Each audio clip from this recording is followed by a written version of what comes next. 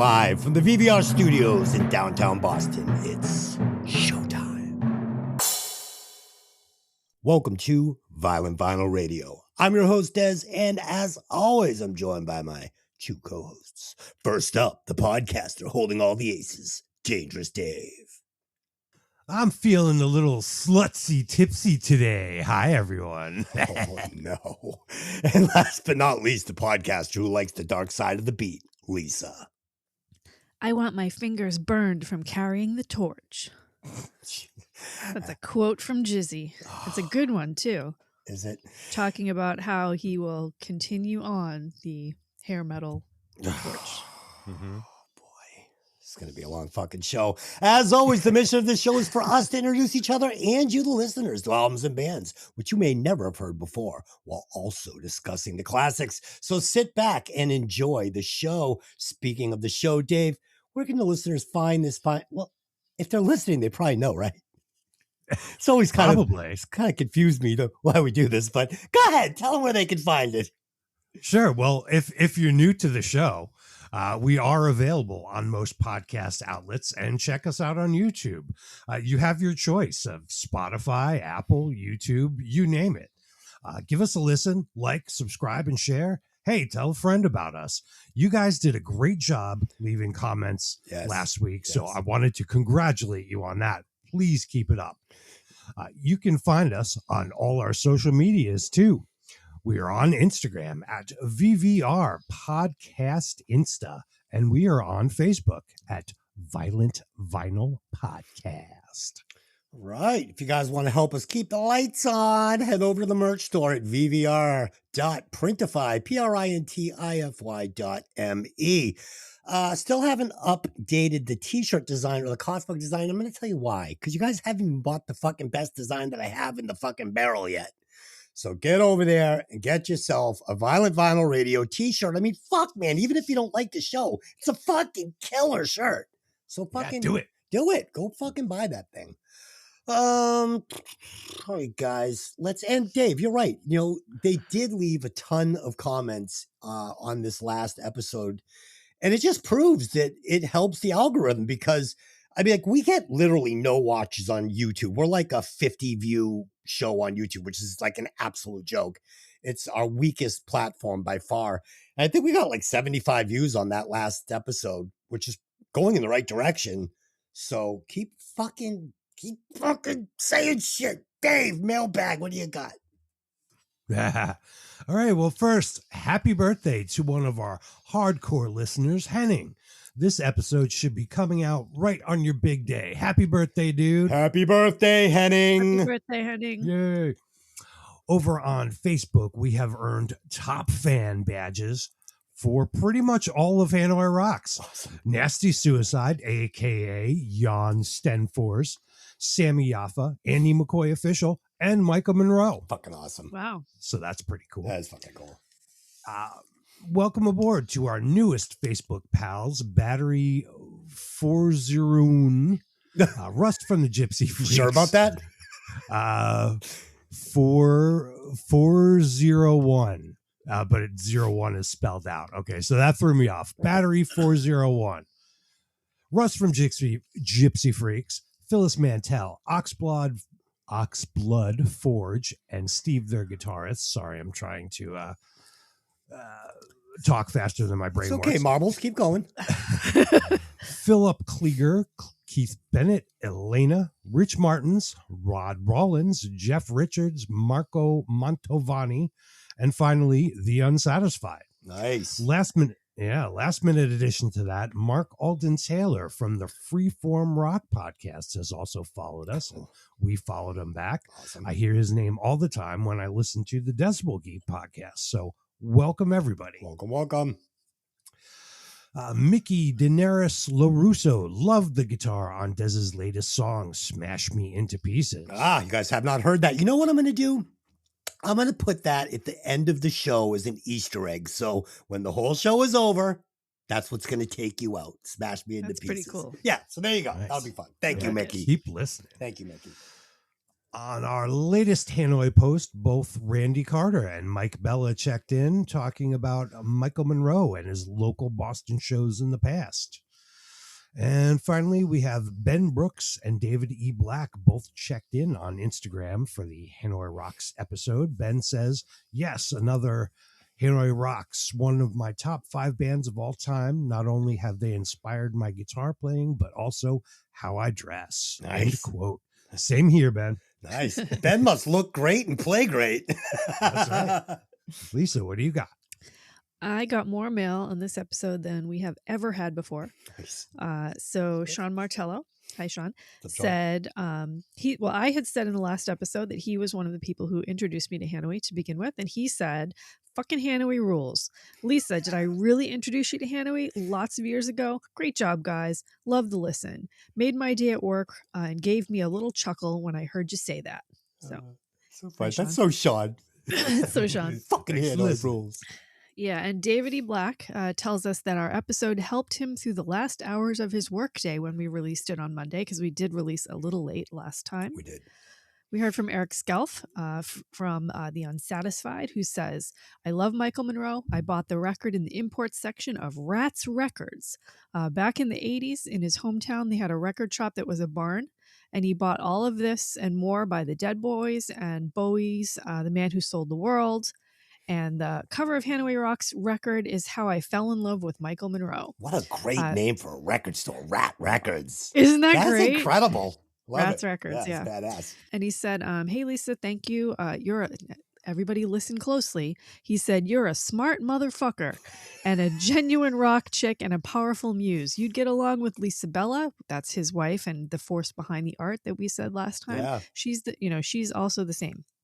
She was all about Hanoi and still is. Keep up the good work and let's save rock culture.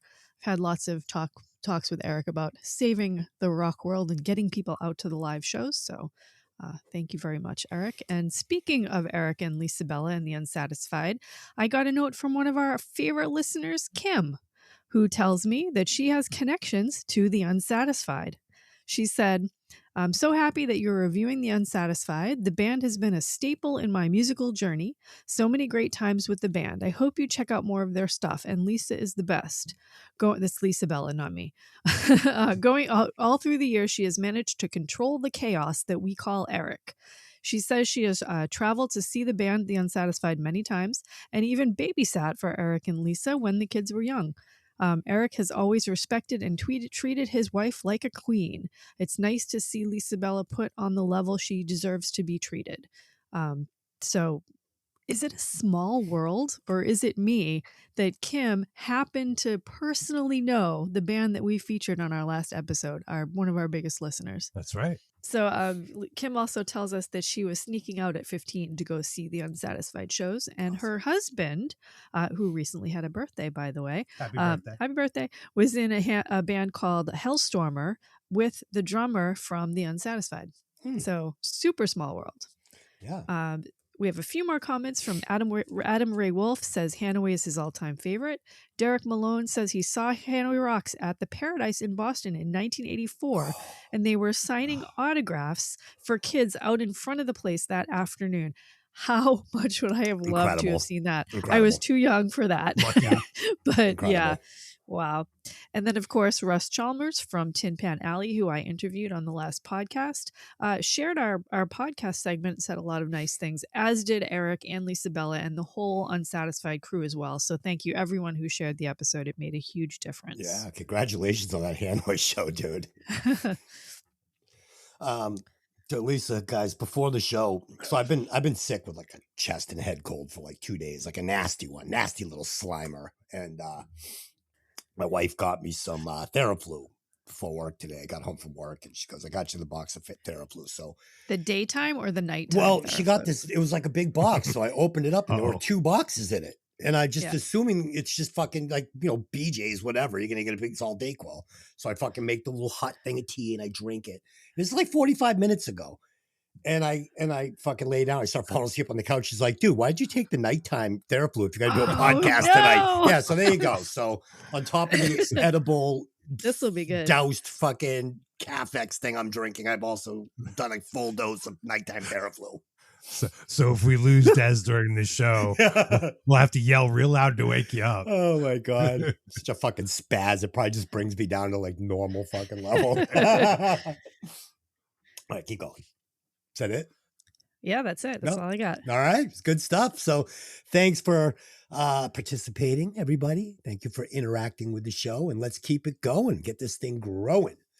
All right, let's head over to the VVR melting pot.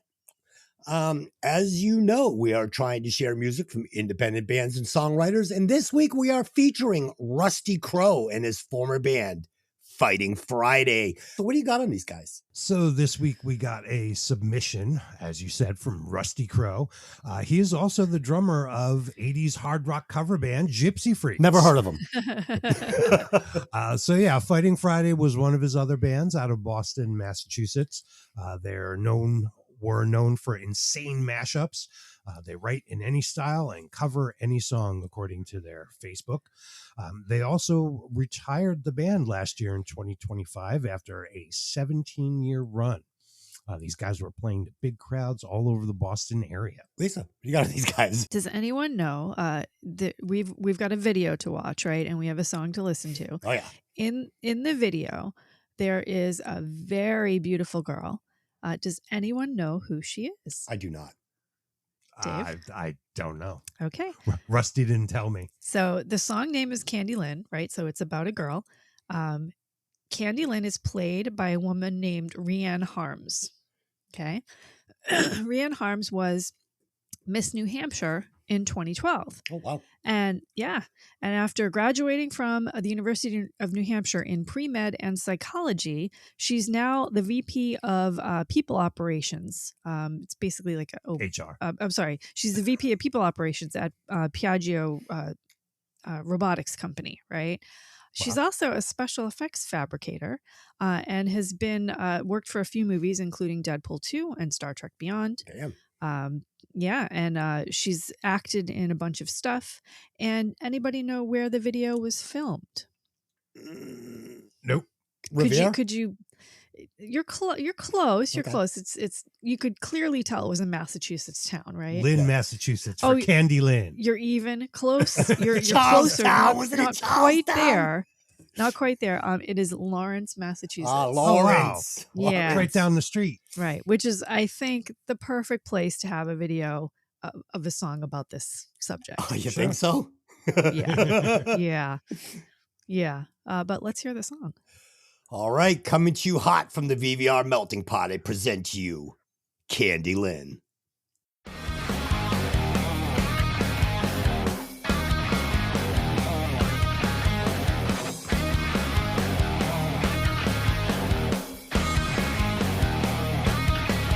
Well, the name is Candy Lynn.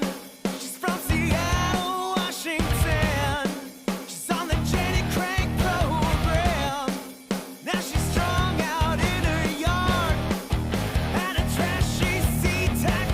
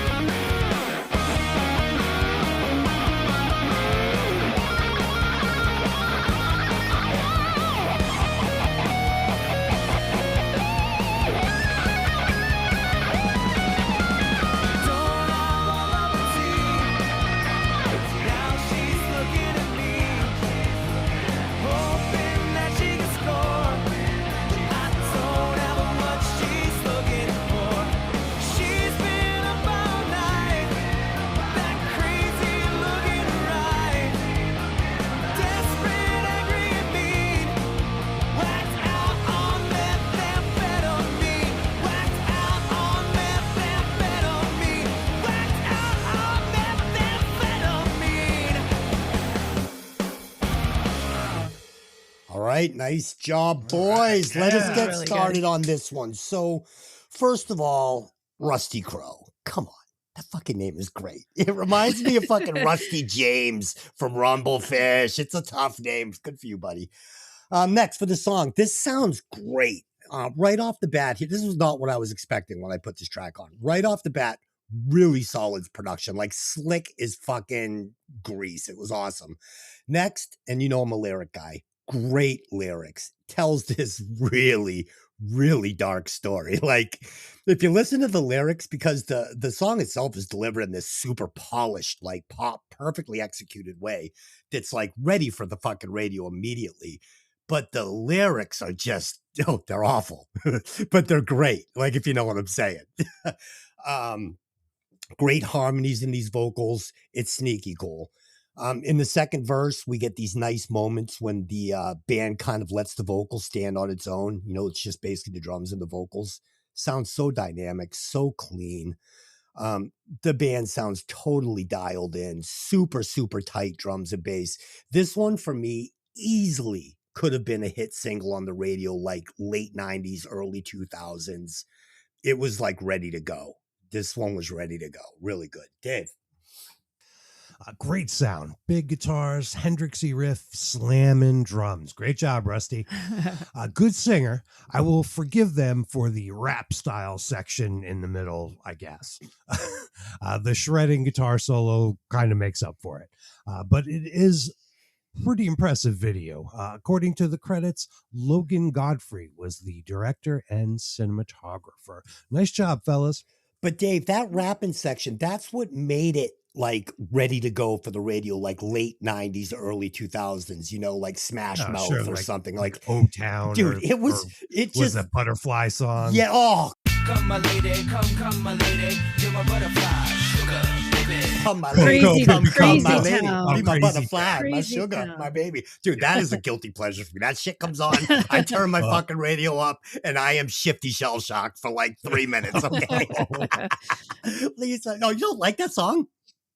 I don't like that song. You know- I love that You know song. that riff was actually written by one of the guys, what his brother or cousin was in the Chili Peppers. So that's actually Chili Peppers riff. It was going to be a Chili Peppers song, and he gave it to his relative to do for that. So Doesn't talk about California enough to be a Chili Peppers song.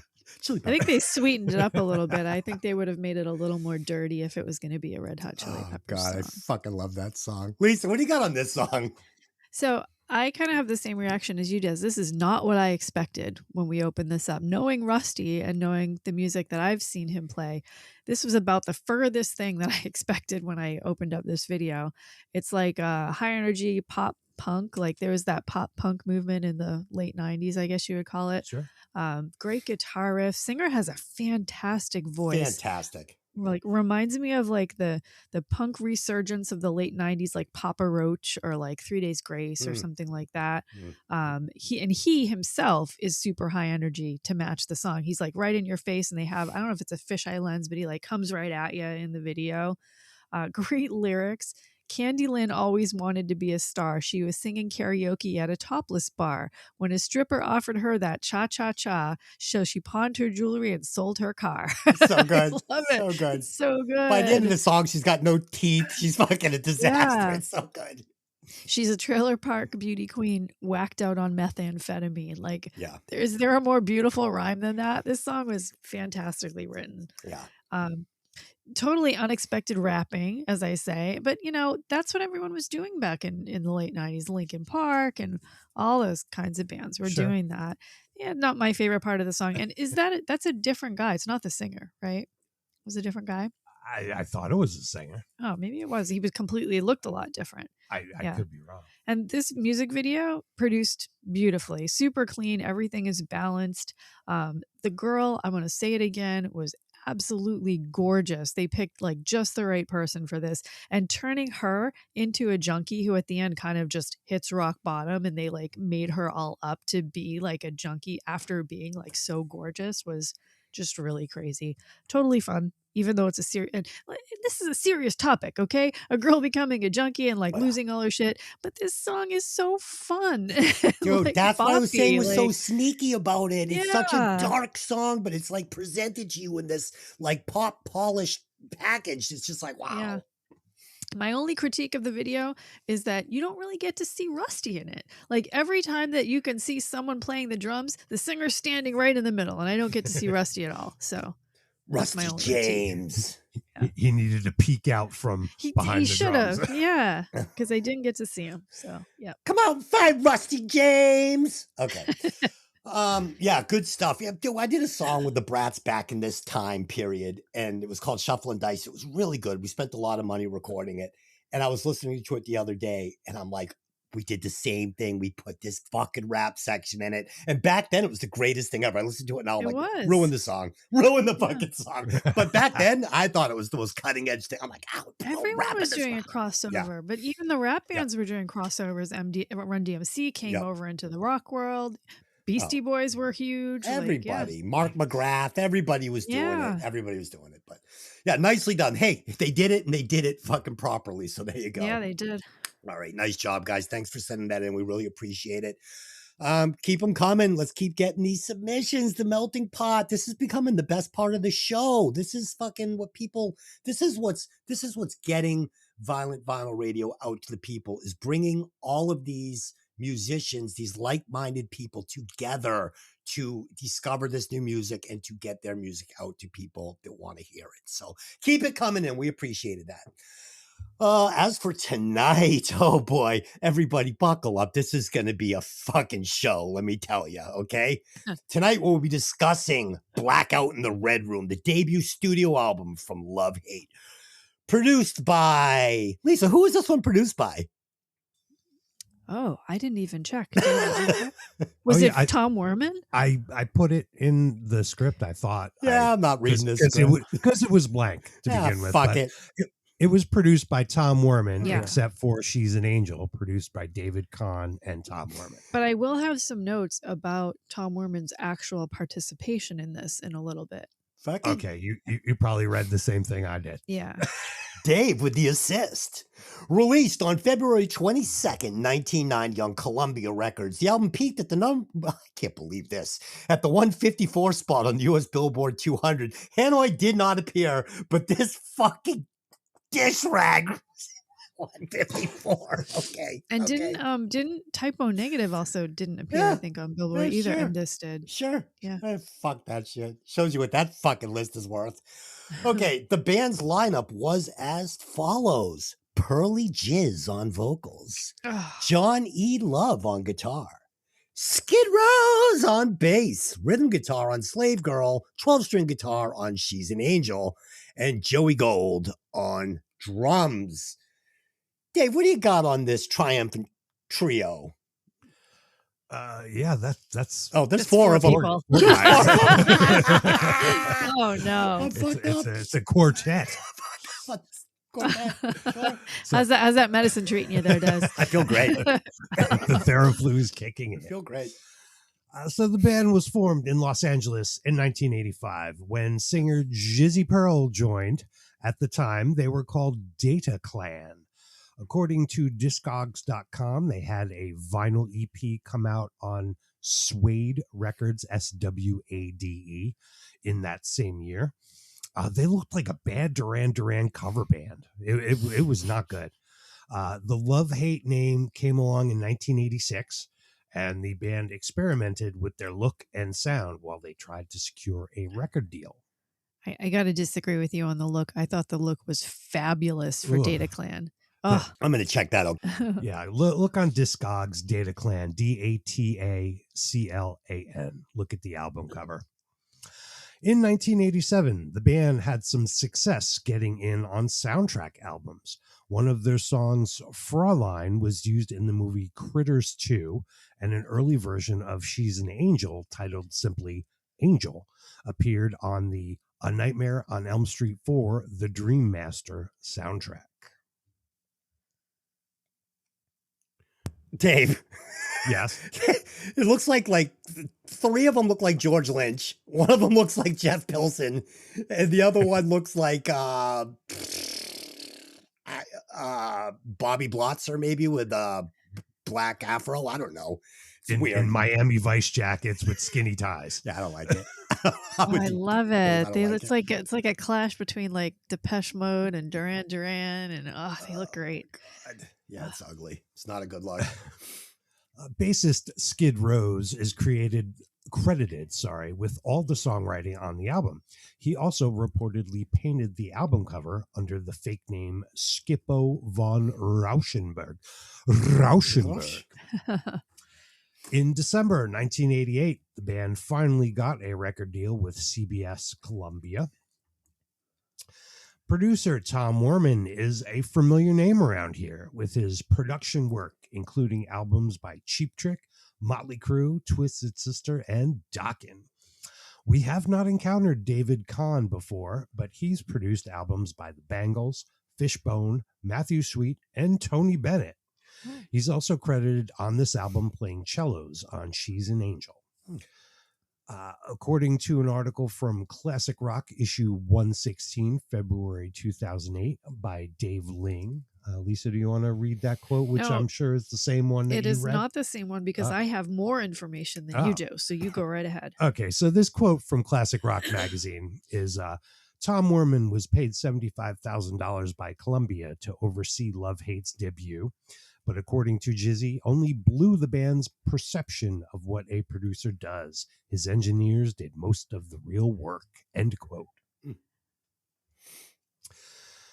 This album was recorded in 1989 at One on One Studios in North Hollywood, California, and at Ocean Way Recording in Hollywood, California. To promote this album, according to Wikipedia, quote, after a small club tour, they supported Dio on an arena tour, their biggest to date. At this time, the video for the single Why Do You Think They Call It Dope was receiving good rotation on MTV, chiefly on Headbangers Ball, and they went on tour with AC/DC to a much better reception. On this tour, they first played in the UK. In 1991, they finished touring and started to write material for a second album, end quote. A little interesting story. If we fast forward to 1992, after the release of their second album, which is called Wasted in America, via Wikipedia, quote, on June 1st, 1992, Jizzy performed his publicity stunt to try to help album sales. This involved him, with the help of the band and a few others, successfully erecting a cross on the letter Y of the Hollywood sign and performing a mock crucifixion on it with a camera crew in a helicopter to help film it. The band had assumed the authorities would quickly notice the stunt, but in the event, Jizzy was stuck on the cross 60 feet in the air for several hours. Eventually, a TV news helicopter spotted him, and the police and the fire department were called to bring him down. He spent a few hours in jail and made headline news. However, Columbia were furious at the stunt, and the publicity quickly faded with no noticeable impact on record sales. Yeah, well, I mean, did you hear the record? So that's a long way to go for a promotional stunt. As the 90s went on, the band would run out of gas, seeing less success and members forming side bands. Jizzy eventually took gigs as the singer of LA Guns and Rat. Love Hate would perform on and off, but in 2007, the original lineup reunited for the first time in 10 years in Hollywood to perform their classic debut record, this one that we're talking about tonight, Blackout in the Red Room, in its entirety. The show was sold out with an audience of 1,500. More recently, Jizzy has been performing as the singer of Quiet Riot and performing and releasing albums as Love Hate with replacement musicians, most recently 2025's Punk Rock Fiesta. He also has a great YouTube channel at JPearl TV, where he talks about music and the reality of showbiz. Great vlog-style videos. Hope he doesn't like music podcasts. In a 2018 Facebook post, Jizzy reported shortly before recording this album, he auditioned to play Jim Morrison in Oliver Stone's The Doors movie. Of course, we now know that he lost out on that part to the great Val Kilmer, but Jizzy states that both he and Val went to high school together. Huh. I'll bet he just barely missed out on that. I'm so glad Val got that role because Val killed that role. I'm sure Oliver Stone was That's like, Jizzy Pearl or Val Kilmer. Who do I pick? Oh, he has like flipping coins and like, get the fuck out of here with that. Jizzy Pearl or the Iceman. You gotta go the Iceman. He's dangerous. I don't like you because you're dangerous. That's right. Ice, man. I am dangerous. Finally, in a YouTube video on his channel talking about the making of this album, Jizzo said it was later ranked number 20 on a Rolling Stone list of greatest hard rock records. I went and found it on the 50 greatest hair metal albums of all time Rolling Stone list. And back in 1990, Best Record of the Year by Kerrang and Metal Hammer magazines. He claims most of his vocal tracks were done in 1 or 2 takes, and that he valued performance and soul in his tracks rather than perfection. He confirmed that Skid created the album art based on sketches that he had made months earlier on the wall in their band house. The band wasn't satisfied with the cover concepts that the record company was suggesting, and they, in a moment of inspiration, decided to use Skid's drawing. I do like that cover. I don't like it. Really? I think it's interesting and different. Yeah, it's different, but I feel like it doesn't kind of come across as, you know, this is a fucking heavy metal band, you know, coming to kick your ass or whatever. I feel like it was a little ahead of its time. Like, I think if it had been on a 1993 or 1994 album, it would have been really well received. Cover. Yeah, exactly. And a good that's one. That's why I don't like it. Yeah. Was this a heavy metal album that kicked your ass? I'm just curious. Me, yeah. Okay. Lisa, what do you got on Love Hate? All right. 1990 was still a great year in music, I think, for glam bands. Grunge, while it was around, it wasn't really even a glimmer on the charts or mainstream. You wouldn't know this by the album charts, though, because they were dominated by Paula Abdul, Phil Collins, MC Hammer, and Vanilla Ice. The singles charts were Wilson Phillips, Mariah Carey, Madonna, Technotronics, Pump Up the Jam. I have to admit, I like that song. Pump it up. Yeah. And Local Boys, Belle Biv DeVoe. None of that mattered, though, because no one was listening to that garbage.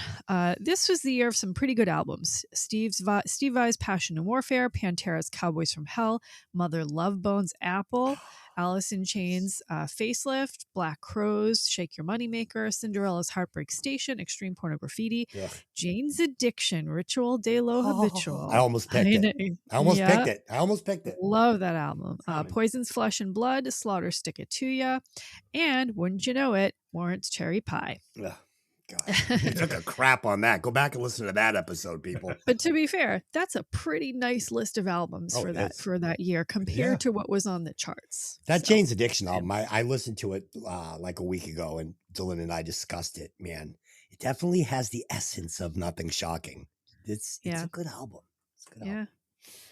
1990 was a little strange because it was the year that the decade turned, and I think people were looking around and wondering what the aesthetic was going to be for the 90s. Since for the previous five decades, even going back maybe more than that, back to 1900, there was a defined aesthetic and music and feel for every single decade, right? So I think people were looking for one for the 90s, and it wasn't really here yet.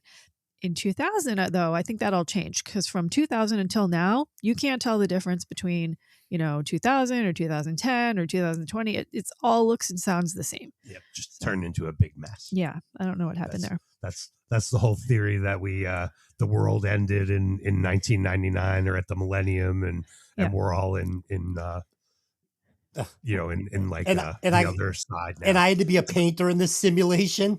I know, right? Fuck, man. Terrible.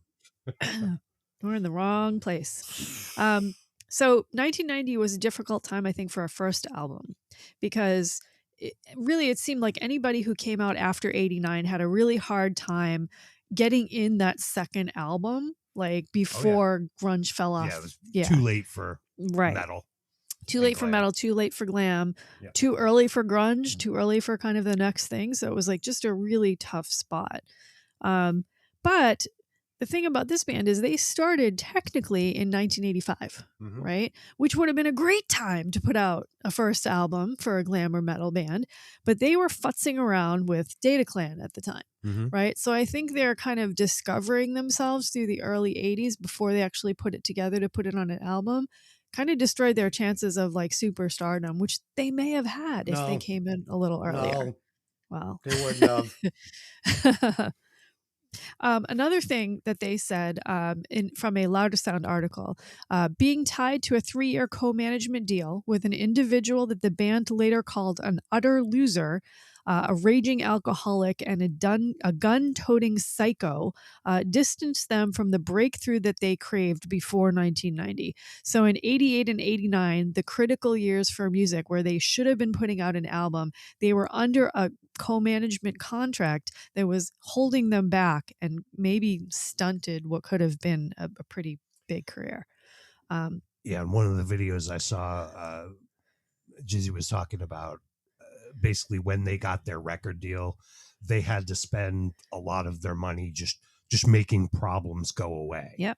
From past management deals, buying people out of what deals they had before. Well, here I'm about to tell you about that because speaking of bad contracts, they each only pocketed $20,000 of their advance for the first album, using all of the rest of the money to pay for their debts and other things, whether it be engineers or paying people to go away or their managers or whatever it was. That's a pretty raw deal. $20,000 is not a lot of money to make for an album. Nope. Maybe they thought, just like Skid Row did, that this was just the beginning of their career, and the next one is where they were going to make all their money. The problem was the next one didn't come for them. Yep. So they played with AC/DC on the Razor's Edge tour, which I think, Dave, that you had mentioned. Incidentally, this tour was the biggest grossing tour of that entire year, and they were on it. They also played with King's X, Skid Row, Black Sabbath, Pantera, Ozzy's solo, Dio. But it seems like they had mostly overseas shows. There wasn't a huge amount of shows here locally. Of the Skid Row Slave to the Grind tour, John E. Love tells us, on the Skid Row tour, both bands were on fire, and it was Saturday night every night. Who could outdrink, outfuck each other, etc. Those guys knew how to party. They treated us very well, and it was a fun tour all through Europe. Sebastian Bach was bigger than life and would always bait us into being ridiculous. We tore the living shit out of some of the bars in Paris at night, and almost the whole band would go to jail. Then Sebastian said, let's dig up Jim Morrison's grave. I'm not even sure that he was joking. Oh, Jesus. Hey, man. Yeah. For their second album, Columbia Records moved them to New York. New York was an experience, to say the least. The whole town is just set up like a playground for decadence for a band. Partying did interfere sometimes with getting an album done. It was a fantasy of Skids and Jizzes to live in the village and hang out at all the old haunts of their peers. I think that might have been some of the downfall as far as the drug and alcohol use and things like that.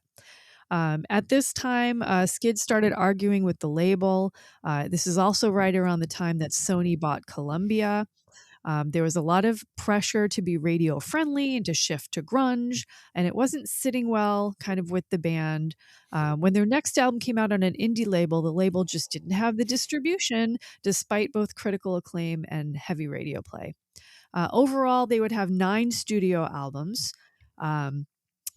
Before the Blackout demo release, there's one of those releases is a kind of re-release of the demos from 86 and 87 that was in 2017, and their latest release was 2025's Punk Rock Fiesta.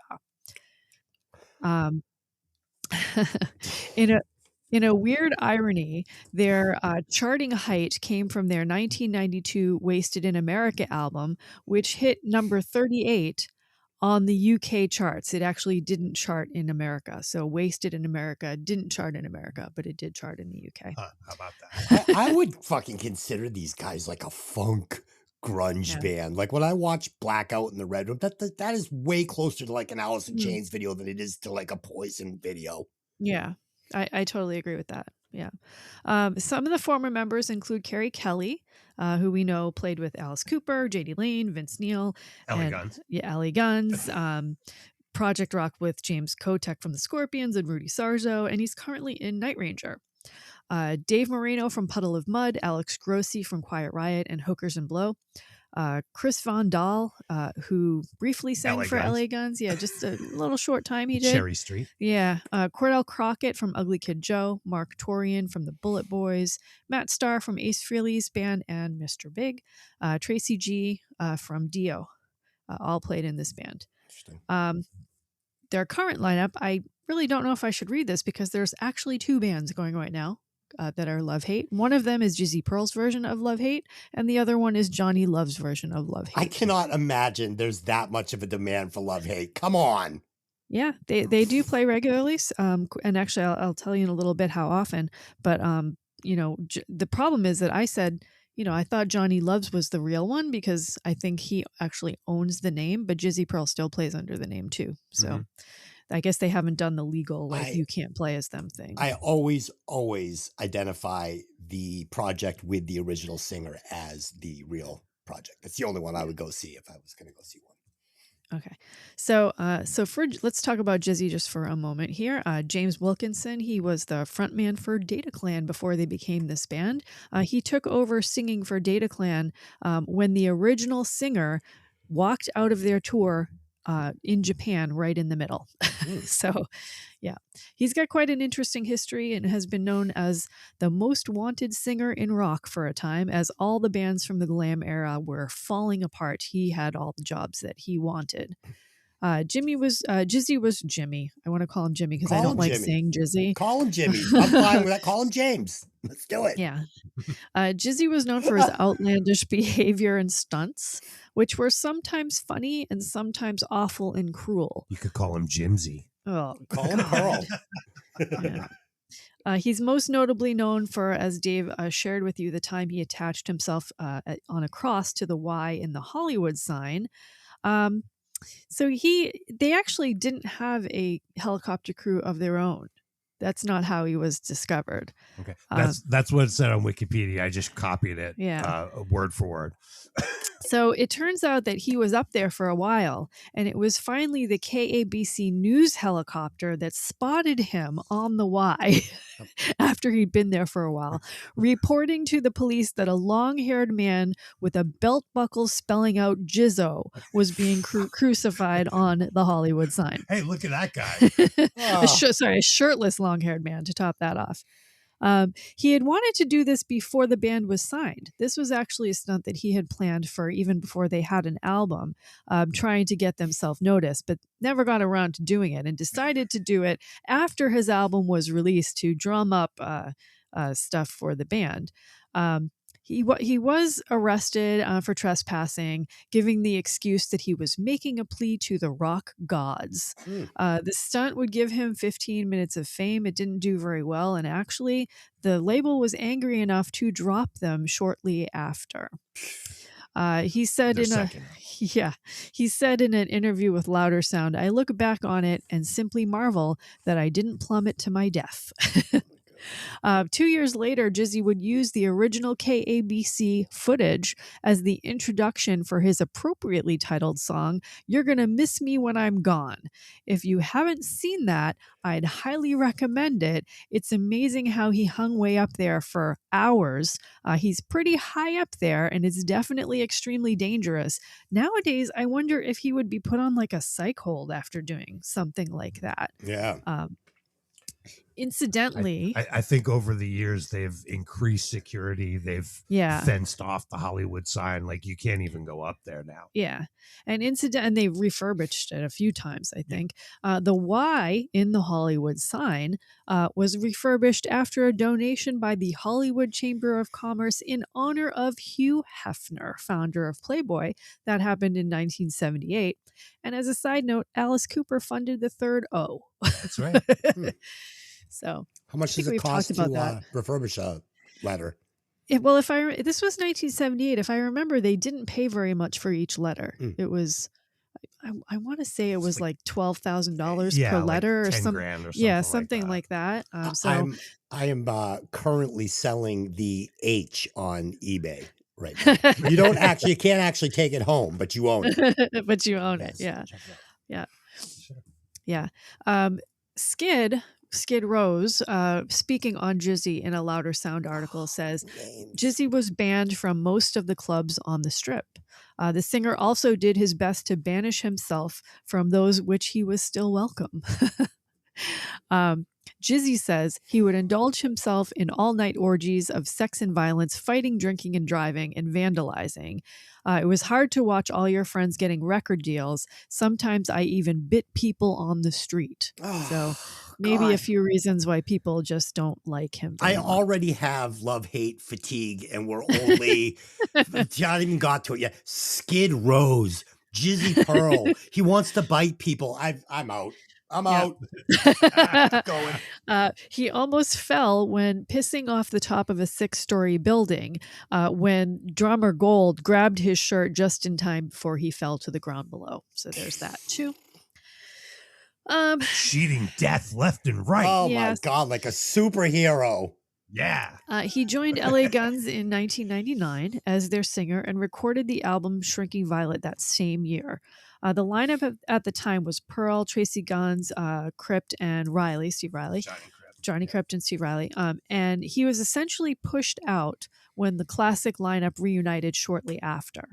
The lineup for LA Guns was changing a lot during this time and actually still did after this time, to be fair, with Nichols and Cripps leaving and Brent Muscat and Muddy joining, and even more churning after that, I think. Just dozens of people coming in and out of the Lisa. Yeah. Jizzy was like Andy McCoy was like, I did 2,000 women back in the day.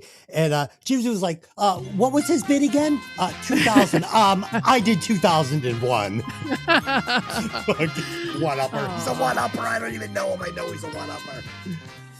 In 2000, he would join Rat when Stephen Pearcy left the band to tour with his own project, Nitronic, which ironically morphed into Rat featuring Stephen Pearcy. So there was 2 versions of Rat at the time. Odd. It would be shortly after this that Robin Crosby would announce his HIV status and would subsequently pass from an overdose in 2002 at only 42 years old. Oh. On December 4th, 2006, Jizzy announced on his message board that he was no longer a member of the band, mainly because 3 days before that, Pearcy, Crozier, and Blotzer and DeMartini would reunite. So I guess they fired him. During his time in Rat, he also became an original member of Adler's Appetite. Steven Adler was coming off of his band Road Crew, which incidentally included members of Vane, and the Bullet Boys, almost all the members of Vane, if I remember correctly. And that band had actually formed in 1983, kind of fell apart and came back. This happened when Adler was fired from GNR, and basically what he did was he kind of joined Vane with everybody but him was like Vane. Yeah. Right? Yeah.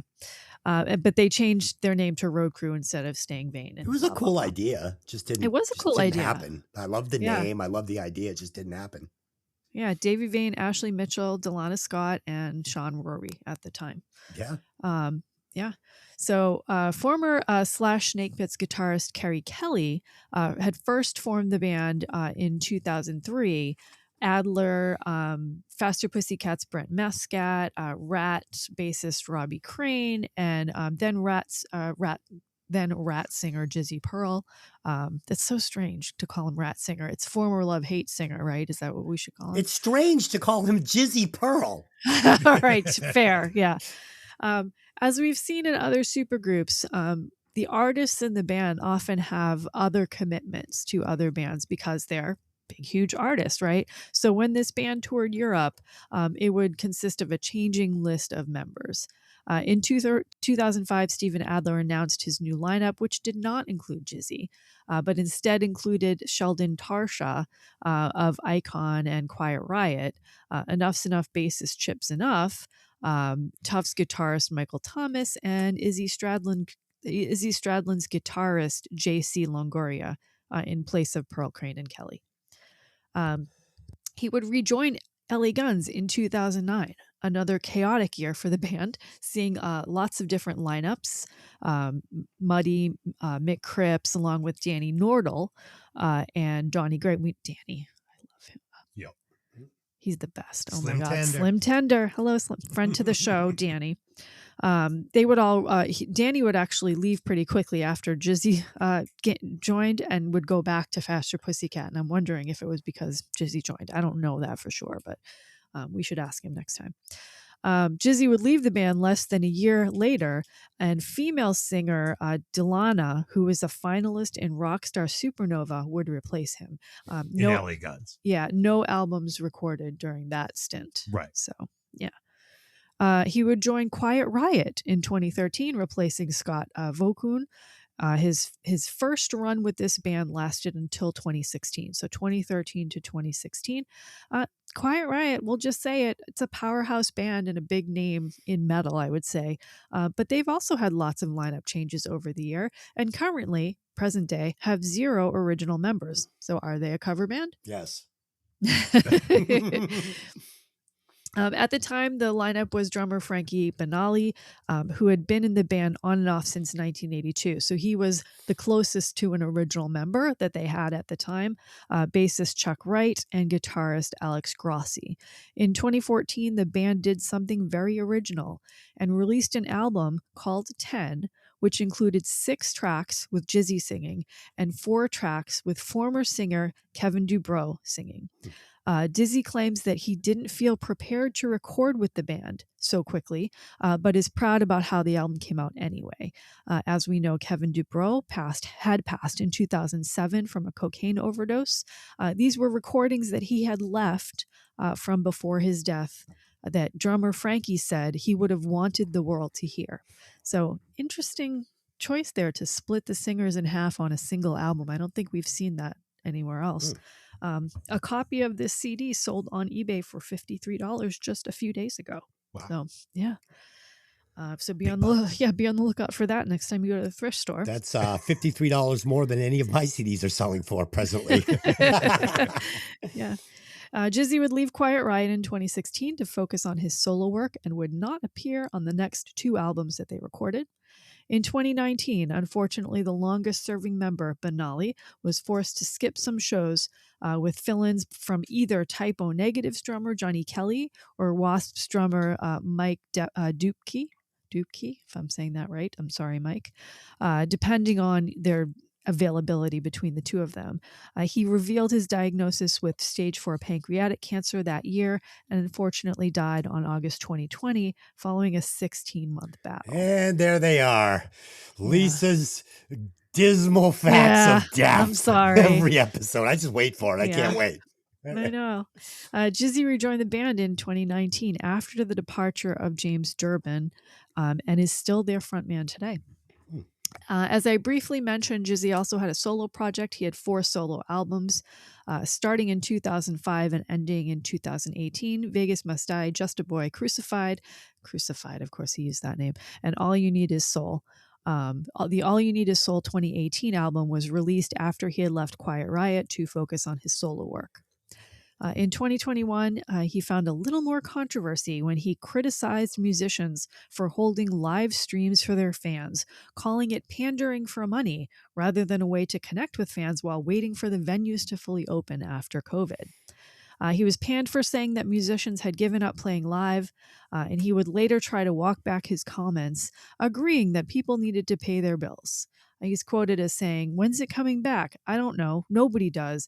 But doing weekly stage-ins in tip jars, it's like slowly cutting off pieces of yourself, selling yourself short bit by bit.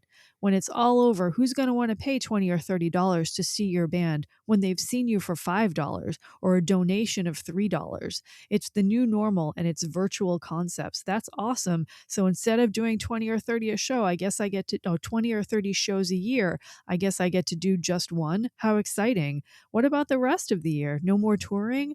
This is our wonderful future. The longer this lockdown lasts, the easier it is for people to love their couch. Why go out when I can get Motley Crue delivered right to my home? Yeah, I love my couch. Yeah, well, in a way, he was completely right. Fuck Because nailed it. yeah, it's a combination of things, though. I think people don't go to clubs because some of the clubs didn't survive. It's painful to get people out to any show. Even if it's a super group, it's almost painful because the cost to go seeing like a large group is astronomical at this point. It's financially unreachable for a lot of people. Yeah. I admit, I spend most of my money on concerts. We saw one last night. Yeah, with some bands. you're sending me videos of Blade Runner fucking guys in smoke and lights. It was great. Yeah, it was Julian Kay and Priest, who was out of this world incredible. Look cool. And Aesthetic Perfection, which is a band I have been trying to see for many years. It was a brilliant show, but it was a Sunday night show, right? And it was not as packed as I expected to be for that powerhouse of a lineup. Still a pretty good crowd, though. It was a pretty good crowd. For Sunday night. I expected to be like sold out. That's what I expected. But the bands are great, and all of them stayed after, sat at their merch tables, took pictures with everyone. They were all absolutely fantastic. 10:15 on a school night. Are you crazy? I was in my pajamas. I think we were there until probably 1. Oh, stop it. Yeah. Yeah, it was late. I was taking my It was second late. piss at 1. Yeah. So Jizzy's also an author, having written 3 books that I can find on Amazon, although in one interview he does claim that he wrote 4. Oh, who cares? What's the next guy doing? Who cares? Don't you want to hear about the names of his songs? I don't care about his books? You do. Okay. I Got More Crickets Than Friends, Angst for the Memories, and Unhappy Endings. Those are his books, and they're supposed to be like Bukowski or William Burroughs. Last year, he shared that he has no kids and prefers his dogs. He plays about 60 shows a year with Quiet Riot. I didn't realize that they still toured that much, but apparently they do. Yeah. As well as a few weeks of touring each with his version of Love Hate. He is 68 now, I think. So that he's not a young pup anymore. At least he won't be able to beat me up after he listens to this podcast. He's sober. He's on a keto diet, and he enjoys running. He does claim that while he did use drugs and drink back in the day, he didn't have the addiction problems of others around him and had no problem quitting. He claims he doesn't have the addiction gene. He has no plans on retiring as long as he can still make relevant music. He has a few YouTube channels, including one called The Art of Singing, where he shares how to keep his vocals clear all these years. And to be fair, many of his contemporaries have not. And I will say he still can sing. If I was describing the vocals on this, I would not describe them as clear. It wouldn't be the word. Well, I I would mean, look at for. least strong and the ability to be loud and screechy and hit the high you notes. say- He still has it. Did you say strained? Strong. I feel like he strained his voice, but I'll tell you what, I watched some recent performances of him and he sounded great. Yeah. Okay. So Jizzy Pearl is available to buy. JizzyPearl.com. It's available if you would like to buy that. JizzyPearl.net was also one of his sites. It's now a scam site. Don't go to it. He's active on social media though, and he has a music YouTube channel called @JPearlTV. That's easy. Okay, John E. Love, excuse me, from Baltimore. He got his first guitar at age 5, but didn't play it. Another at age 6, which he also just fiddled with, but it didn't go anywhere. He started playing piano at 6, and at 9, he started bass guitar. Oh. Much Is that easier. great? Didn't we just talk about how people don't start on bass guitar? Well, he did. You guys told me he didn't, that you're all just Guitar. bass whores for money, but Yes. here we are. So he actually started bass so that he could be in a band with his brother and cousin who both played guitar. He got a Fender fretless bass as his first bass. Is that normal to do for a first bass? Nice bass. Fretless? Oh, I mean, fretless. typically not, but I mean, It's just like playing a stand up double bass that doesn't have frets either. I guess. Dave, I true. imagine it would have been very difficult to learn how to play guitar on a fretless guitar. Oh yeah. He switched to guitar after a few years when he found that bass playing was too limiting. His first guitar was a used 54 Les Paul Jr., Oh, and it was all he played for a very long time. Is that a good guitar? yes. Okay. Very collectible at this point. Yeah. Yeah, big bucks today. Wow.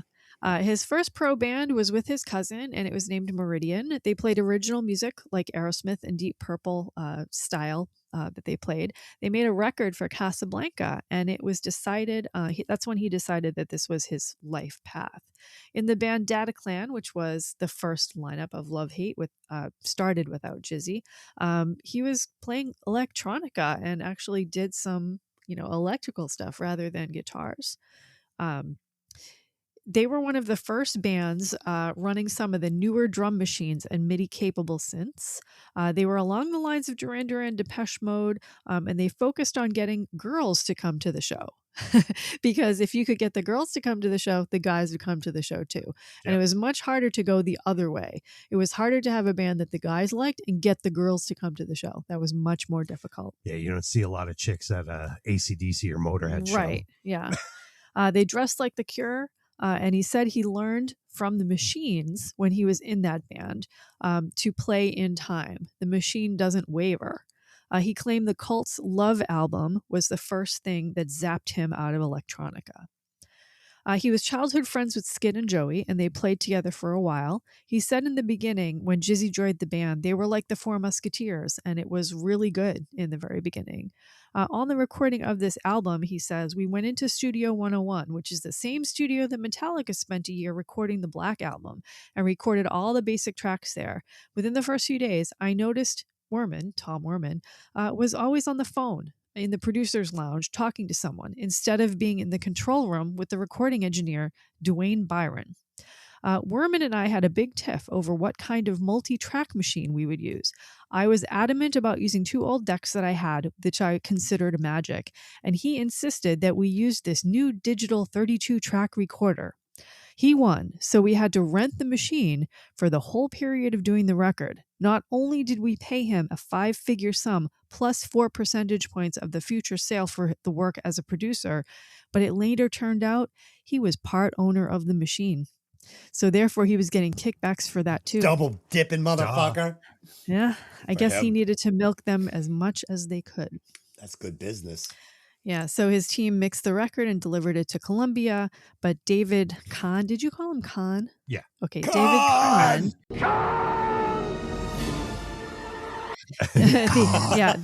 the A&R guy at the label. I'm assuming that's the pronunciation of his name. But Yeah, David Kahn.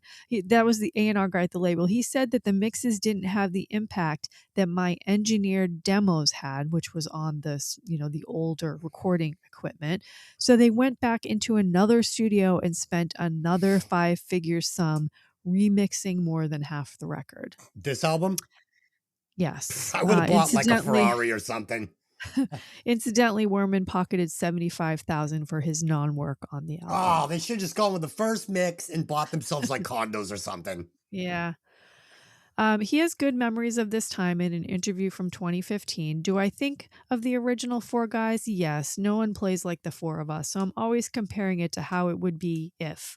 At the time of the interview, he also revealed that he was learning banjo and was planning to plug it into a Marshall stack. In a 2013 interview, he talks about how Love Hate gained visibility among the sea of bands at the time. He says, I think the shock factor came from trying to be noticed in LA where there were 1 million bands vying for the attention. We would think of clever ways to get noticed, either by doing wild stage antics or staging elaborate local music ads. After a while, we just kind of let our own personal traits show naturally. Skid just happened to like screwing a cross made out of Budweiser cans on stage. Yeah. In that same interview, he spoke about how their tour with Dio was tough. While Ronnie really supported them, they had to really work hard for his respect. The Dio fans were not really won over, but they did receive props for trying as hard as they could. He was the first to leave the band when the label dropped them. He says, I was not in the best minds when all of that went down. The guys hated me at the time. I was strung out on cocaine. I was beat both financially and mentally. I was in a state of depression and used the drugs as a crutch. So many betrayals, broken promises, bitterness. I just needed to get away from it. I worked my whole life to be where I was, and I had failed. Perhaps quitting wasn't the right thing to do, but I needed a break. Or at least they needed a break from me. I was suicidal and a wreck. Yeesh. He also wanted to marry his girlfriend and didn't want to be on the road and have his marriage fail. This marriage would last 4 years. He's also shared that Skid was using band money to finance his film. He was having issues with the singer of Data Clan, who was still involved in the band. His name was Hollis. They hired him to tour as a bass tech, but he was too much of an alcoholic to do anything, which meant that John's guitar tech had to work 2 jobs during the tour. He also claimed he hated Jizzy, who threatened to fire him from his own band. He would rejoin the band for another album in 95 called I'm Not Happy, and things were, as you can tell by the album name, still tense. He had to insist that Jizzy change his album to a solo album instead of a love-hate album when he offered John to play for hire, not for a share of the profits in his own band. He also says that Jizzy toured as love-hate on his own, and John saw 0 of the money despite being an owner in the band and its music.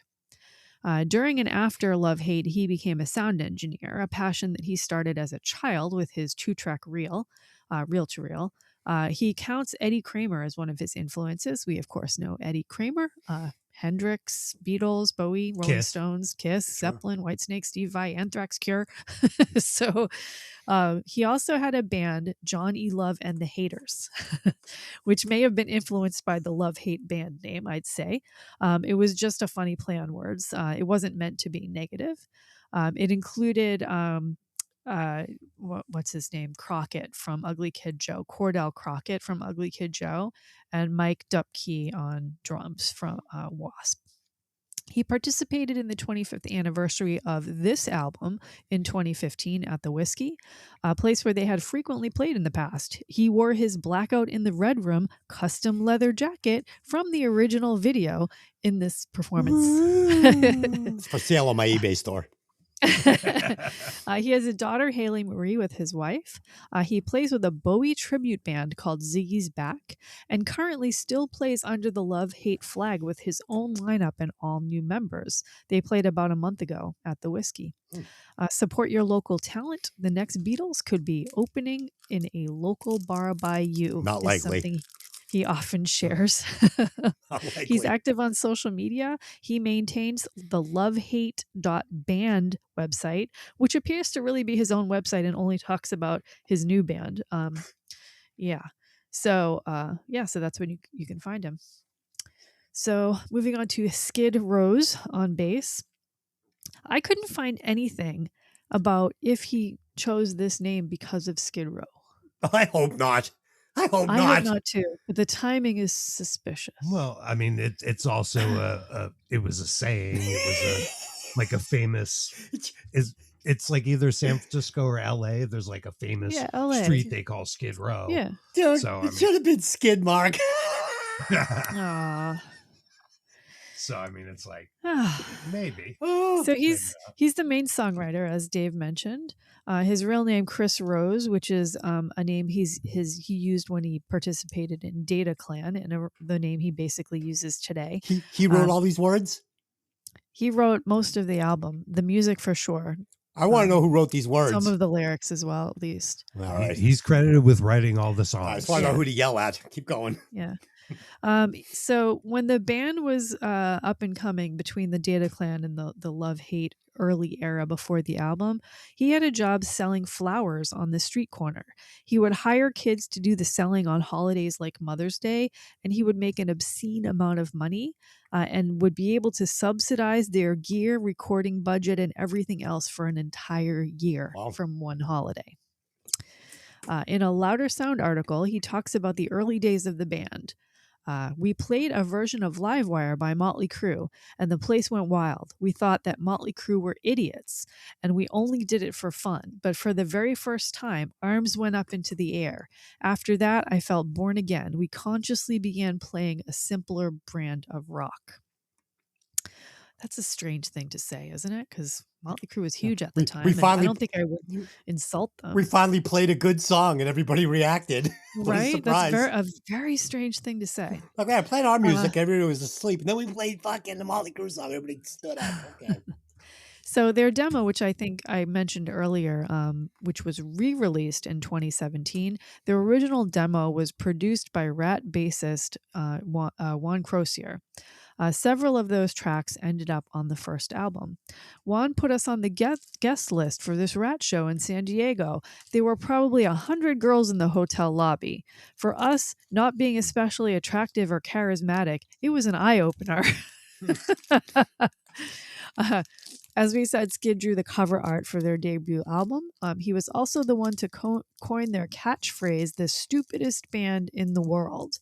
Though it was said to have been a joke because they felt they looked like geniuses next to Tommy Lee and other metal artists. Tommy Lee, by the way, a fabulous drummer, just saying. Right? Wow, that's a great drummer. Just watch that song he did, Let the Good Time Roll or whatever it is, that pop song he did. It's so fucking good. While they didn't make a lot of money, Skid claims that money and success and fame they did get was the downfall of the band. He claims that being young and hungry fueled a lot of their early creativity. Skid isn't really that hurt about the legacy of the band. He believes his fans remember them fondly, and other bands of the era were not treated as kindly as they were. I would say that that's true because I've read a lot of articles about how people still remember this band as really good, but a lot of the other bands, weren't Mr. Big. All of those got hate, right? Yep. And Love Hate doesn't get that hate. So after the band broke up, he became a web designer like me, just an average guy. He claims he's a little embarrassed about the Budweiser can cross. And when the band had a reunion in 2007, he had to hide from his kids in his office, dumping out cans of beer to remake the cross for the show. He has two daughters, Tess and Shay, with his previous wife, Karen. Tess and Shay, also musicians. He's currently married to his wife, Cress. Skid now lives in the Philippines. Ooh. Is his name still Skid? He still goes by it on online, like in social media. So, Sure. Okay. I mean, you can find him by his real name also, but he's still using it. Yeah. Okay. Joey Gold on drums. I couldn't find much on Joey, which may be due to his career after music. Quote from him: "I think it's absolutely obscene," Joey said, of the pay-to-play system before his band was signed to Columbia. Gold says that Love Hate was too poor to pay for tickets, so that's why it was obscene, because they couldn't afford to do it. We couldn't scrape together $15 for a set of bass strings. How are we supposed to come up with $750 for a gig? Okay, we did it. That's how you get to play the Whiskey Go-Go Yeah. when you're from Boston. You buy 100 tickets and they're like, sure, Saturday night, it's yours. Yeah. Yep.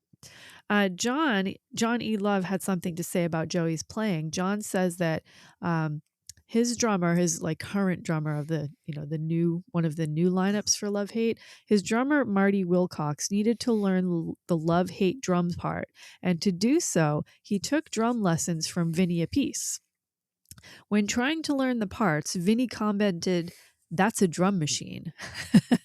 But John's reply was, "The drum machine's name was Joey Gold." All meat, no overdubs, just ripping the fucking sky apart with his two arms and his two legs on pieces of wood and metal. From a recent interview with John, he says, "Joey is a family man and has an incredible job associated with Homeland Security, which is probably why I can't find a thing about him." He's a spy for the CIA. Yep. And off we go.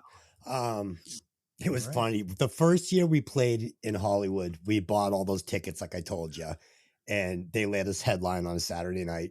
And we had played the Coconut Teaser on the Friday night.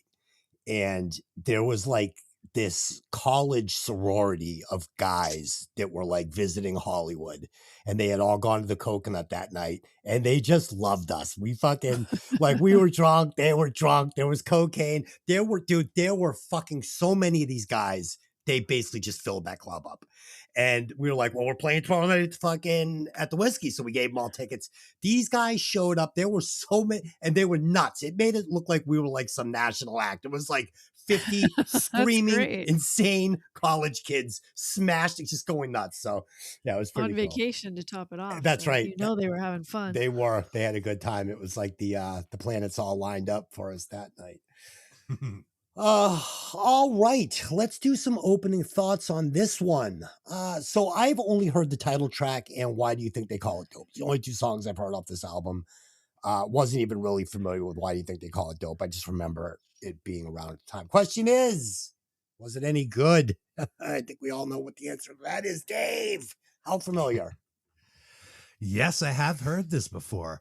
Although I did not own it back when it came out, I was familiar with Blackout in the Red Room and Rock Queen because they played them on 89.5 WSOU Pirate Radio, New Jersey. 89.5. Put your hands against the speakers and blow your brains out. That's right. College radio. I loved those songs. For some reason, the band didn't have a big profile, and I never went to see them or sought out their albums, despite loving those songs that I had heard. When Jizzy was the singer of LA Guns, I did go to see them a bunch of times. They would usually play Blackout in their show. Maybe in the early 2000s, with the rise of easy internet ordering, I got my hands on a CD copy of this album, and it remains in my collection today. Would this be like Columbia House's 1 cent tapes or that kind No, of thing? this is like, Oh, this is after that? This is like, Bob's Heavy Metal Bunker. Oh, And we even have, better. we have all the CDs by Love Hate and Salty Dog Yeah, and, the Throbs, I and get it. all the bands that you're not going to find in your local Sam Goodies. Yeah. Fucking great. Dude, I remember that Columbia thing when you were little, like you're eating your fucking like Quisp cereal and you're like, oh, that record, huh? Oh, shit. Lisa, how familiar were you with this Love Hate album before listening to it? I did not own this album back in the day. Good for you. I did know about them. I had seen them live once or twice, once with Jane's Addiction. I can't remember who played the other show. It was somebody heavy. I think it was Dio that was the headliner at the time, but I can't remember for sure. I've never seen the reunion shows of the band in any form. I actually didn't start listening to them at all until the late 90s. When Jizzy showed up as the new singer to LA Guns, I was like, who's this guy? And then I was like, oh yeah, he's from that other band, I still haven't recovered from the loss of Phil. So, I was trying to see what I could do to deal with it. Didn't go very well. Like I said, I saw them open for Jane's Addiction, who I would learn in this research. They were huge fans of Jane's Addiction and actually tried to incorporate some of the Jane sound I didn't into hear this any of album. it. Yeah, you can tell. Oh, I didn't Yeah, hear any of it. totally. I didn't hear it. Oh, really? Well, my comment on that is that I don't think anyone has really been able to perfectly mimic or even show an influence of Jane's. They're so unique. It's so hard to do. I don't think anyone has done them justice at all. I didn't even hear them trying to fake it. Please point out when you hear some Jane's Addiction. We on this will, album. yeah, because I Okay. have notes on it. Okay. I don't really remember all but maybe one of the songs. I don't remember the videos at all. So I feel like this is sort of a fresh listen. All right, let's rate the singer. As always, it's 1 through 100, 25 on hair, 25 on style and stage presence, and 50% on talent. We'll get us started. His name is ridiculous. His hair is just okay. His moves are bad Mike Patton impersonations. And his vocals don't suck, but start to just sound like he's screaming and strained after a while. So for me, this guy gets 45.9 points. I am not a big fan. Dave. I'm going to give him an 18 on hair. He had long hair, dyed black, kind of Jim Morrison-ish. The style seemed to fit him. Not overdone and not dyed blonde, trying to be a David Lee Roth, Vince Neil / Bret Michaels clone like many other bands did. 16 on style and stage. Again, they didn't try to be overdone. Their style at the time was black pants, black leather jacket. Most of the guys in the band had customized jackets with painted designs or spikes and decoration. but looking like a punk rock DIY job rather than going to the rock star boutique and paying $2,000 for a designer jacket. Their style almost foreshadows bands that would come along later, like Ugly Kid Joe or some of the grunge bands with the short pants and not really caring so much about glamour. Jizzo had and still does a big presence on stage and was not afraid back then to jump around while belting out the tunes. 29.6 on vocal talent. You could maybe argue that his singing is one-dimensional, but I think it's a pretty good dimension. How did he scream like that and still can do it today? I really respect his longevity through this band and fronting all those other bands. He sounds great and keeps on rocking. 63.6 total score.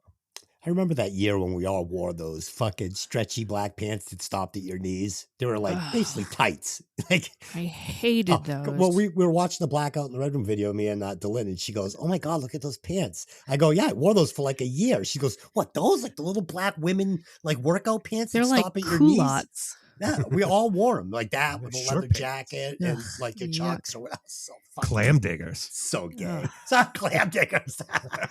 Yeah, there you go. It was like a fucking sausage party. Lisa. Jizzy's maybe not my thing. Oh. I can't even justify exactly why. Let's start with the hair. It's fine. It's dark and curly, maybe a bit more metal than glam. I think that because of the hair even alone, he fit better in Quiet Riot Sure. than he did even in his own band or in bands like LA Guns or Rat. The fringe wasn't the best choice. I think that the newer look that he has now with the straightened hair, no fringe when it's long, or he has that short like Rachel Bolan cut, either one of those suits him 1,000 times better than what he had in 1990. But now that I hear, and I didn't know that he had tried to be Jim Morrison in the movie The Doors, that's Jim Morrison's haircut in a way, and maybe that was why he had it. I'm not entirely sure. It didn't suit him very well. No. His clothes Thought it weren't. looked fine. Yeah, his clothes weren't anything special. Just what you would see on the street. It looked more to me like Def Leppard rather than Glam Poison or something. Sure. Just like, he lacked the cool of guys like Phil Lewis, time. right? Something I will say though is he was energetic on stage. He jumped around, but the guys around him did also. So I don't know that he was necessarily grabbing attention or anything, because the whole band was kind of everywhere, kind of fun to watch. His voice was good for his time. He has a very particular sound that kind of fit in a lot of different bands, as we saw. He had that screech. He had the growl, and I can't figure out how he still has a voice, just like Dave said. Yeah. He could scream the high notes. I always thought like he can't last very long doing that, but he did. I watched some recent performances, including a 2024 show at Tupelo Music Hall locally here in Derry, New Hampshire. He sounded great. But something about him back in the day, he just wasn't for me. So 61.6. Dude, what is it about guys with like back in the day, if you had long, dyed, straight black hair, killer singer, killer, love the band. You have long, straight, curly black hair, I don't want to see you play. This is like John Corabi, like perfect example. Like, no, you cannot front the crew with long, black, curly hair. It's not going to happen. All right, add it up. Where does this guy land on the leaderboard? So on the Violent Vinyl Screamer leaderboard, Jizzy Pearl in 1990 as frontman of Love Hate. Show me where he is, Dave. I'm trying to find him. Here we are. Oh, there he is. So he comes in at number 35 with a total score of 57.03, putting him just below Don Dokken and just above Billy Gibbons of ZZ Top. First of all, Billy Gibbons doesn't belong on this list. I just right there, I have to fucking just address that. So I can't even, I don't know. Give me Billy Gibbons. Okay. All right, let's get into this album. Let's get into these tracks. Before we get started, these are just opinions. It's just my opinion, right? What did I ever do in music? Nothing. So who gives a fuck what I think? Don't get your fucking panties in a bunch, all right? All right. He's not going to come beat you up. Don't worry about Listen, I'm about to get my brown belt and kicking people's asses, so I'm not worried about it. Okay. Track number 1, Blackout in the Red Room. So you're gonna pick down red. It's party time. Gonna turn bad to maybe. Blackout in the red room.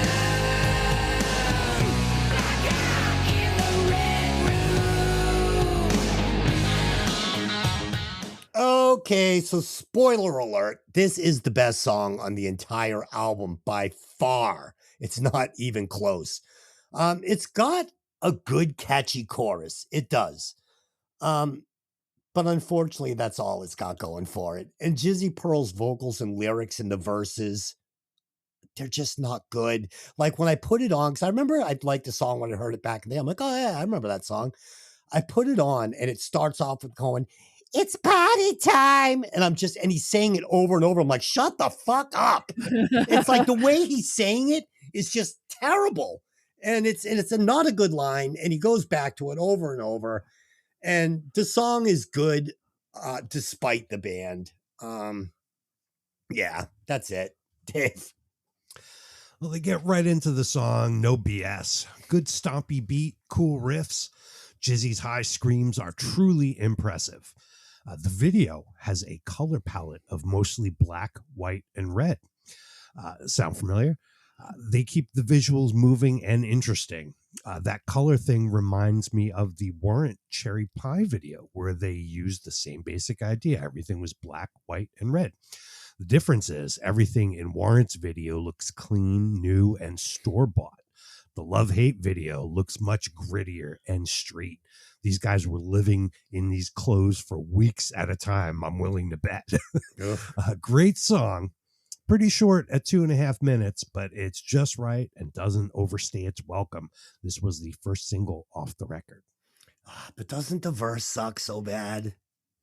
I have no problem with it. I love this song. Okay. Lisa. Wow. I always have. I have the same comment as you. Right into the lyrics. We get Boom. started right away. I do like his vocal tone on this one. It's screechy and sort of sleazy. Definitely something I like. I thought I heard someone else in this, and I was thinking, is it Junkyard? Is it Twisted Sister? Is it Bang Tango? I don't know who I hear, but there's someone in there. My for vote sure. is for Bang Tango. Maybe. Yeah. Definitely not Junkyard. So I feel like he's tearing his voice up in this one a lot. This is one of the songs where I go, oh my God, how is it that he can still sing today if he was singing like this back in the day? In between those screeches, though, there's some super clear, very high notes stuck in just around the edges. I would have liked to hear more of that. Nice guitar on the opening here, lots of tricks, and I'm pretty sure there's only one guitarist in this band, right? Yep. Is there a lot of layers? Because it feels like more than one layer. Yeah, he laid down a couple tracks just to fill up the sound. Yeah, the hook is pretty good. The hook going into the guitar solo has a beautiful high note into it, and then another one coming out. But for me, the ending of the guitar solo, it's like it's missing a verse, like they ran out of lyrics. So then I started looking at the lyrics. The lyrics are a bit thin. We're kind of, going to paint the town red and drink enough to black out, I think is what the story is. I'm not entirely sure. Super short for a glam song, even shorter than a radio standard would be. I like the song. I think it needs to be longer, and I think it needs better lyrics. This one has a video, and you're going to get a kick out of some of my comments here. This is definitely a video between glam and grunge, right? Yes. Yeah, totally. There'll be another video from this album, and I'll just say that the band looks and moves about the same in both, and the vibe is about the same in I'm willing both. to bet they were recorded in the Same same place on the same day. That's what I think too. Definitely. I would have liked to see Same something clothes. different, but we get a lot of bedazzled jackets. Yep. And there's this like skeleton in a tunnel, but they're playing in a white room. Hello, Warrant. Hello. It was so much like the Warrant Cherry Pie video. I'm curious of who did it first. Yeah. I would have liked to see more live concert footage because they did throw in some little bits of that. I would have liked to see more than that. But there's a lot of them like throwing themselves around and smashing guitars even onto their heads and hitting each other and all of this kind of stuff. While at the same time, just like in the Warrant video, I don't think they're really even playing the song. They're just swinging stuff around and Oh, yeah. dancing around, Well, right? yeah, that's what you do in a music video. I mean, if some of the most false advertising I've ever seen is in the David Lee Roth Yankee Rose video. Oh, I love that video. When I was just a little guy learning how to play guitar, and I'm watching Steve Vai play guitar, and like, how does he do that? How does he play that lick? He's screwing around. He's putting his hands over each other on the wrong side of the guitar and like hitting it with a can of a Pepsi. And here's how you make that note. You hit it with a can of Pepsi. No, he didn't actually play it like that. But see, I believed that though. I did too. I didn't believe this. That's why I was disillusioned. Dave's beating the bag out of his guitar with a can of Pepsi. It doesn't sound good. That sounds terrible. My final comment on the video is I can't stand the shorts, the grunge look. I associate shorts like that with the grunge movement. Somebody was wearing like short shorts. Short too. shorts, yeah. Like cut off They jeans. didn't know what Yes. they wanted to be. Yeah. I do love the bedazzled jackets though. So. It's all an odd choice. The names, the image, it's party time. Coming in at track number 2, Rock Queen. Take me home on the scene. Turns out she's a coochie rock queen. 13 bucks of blueberry. Let me touch your cookies. Let me eat your cookies. Rock queen. 13 bucks of blueberry. Let me touch your cookies. Let me eat your cookies now. So the band sounds okay here, but these lyrics are unforgivably bad. Coochie coochie, let me eat your cookies. Give me a fucking break, man. No matter how solid the music is here, these lyrics totally torpedo this song. It's an absolute joke. It's a joke. Yeah, this one's a hard pass for me, Dave. I love this Oh, song. You would. Mellow guitar quickly gives way to a sonic bombardment. If you're easily offended, stay away from this fucking song. There's definitely a section of questionable lyrics. Let's call it an exaggeration put into the song, only because Rock Queen rhymes with 13. Or hear me out. If you rate a girl on a hotness scale from 1 to 10, this one is so hot, she's a 13. Let's go with that. As Chris her age- Hansen busts in. But her age is definitely 26. I checked her ID. Cool breakdown in the middle. They bring the volume down and then back up to the end. The simple snare drum fill coming back into the chorus after the middle section crushes.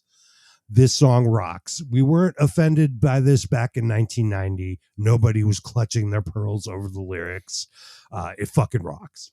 Dave, I wasn't offended. It was just gay. It wasn't cool. It was nothing offensive. It's fine if you want to go down on a 13-year-old girl, I guess. But fucking, this is just terrible.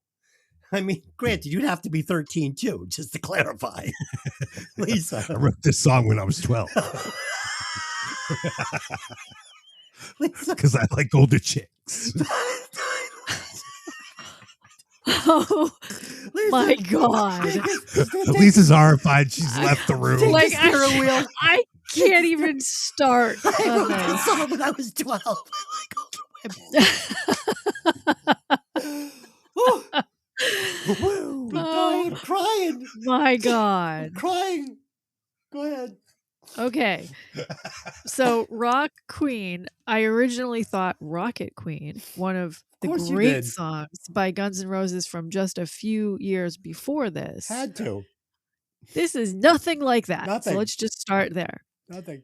Then we read the lyrics.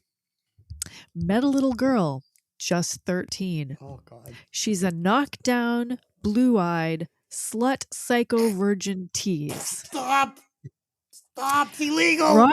Rock queen, 13. Buxom blonde. How can you be buxom when you're 13? Buxom blonde, bad dream. Let me touch your I cookies. don't want to. Let me eat your cookies now. Stop. It's so dirty. Is this a Girl Scout, first of all? Oh, I didn't even think of that. It's a Girl Scout. That's a good one. It's a fucking Girl So Scout. a busty Girl Scout? There is no way. Hi, I'm Chris Hansen. There is no way to make this okay. Why don't you take a seat right over there? There's just no way. Stop. If I have to talk about the song, it's a little more Southern rock. The hook is catchy, and there's a nice down-tempo guitar bridge play-out combination with the screaming vocals. But the lyrics are so bad, it just overshadows all of it, and I'm throwing the whole fucking thing in the trash. Thank God it's short. Hard no. That's exactly. Found out she's a hoochie coochie coochie. That's what I wrote the same thing, Lisa. It doesn't Holy matter how good the Christ. music is. It doesn't Nope. matter. Doesn't matter. It's over. Done. It's over. I think that was my favorite fucking minute and a half of this podcast. It's fucking great. All right, coming in at track number 3, Tumbleweed.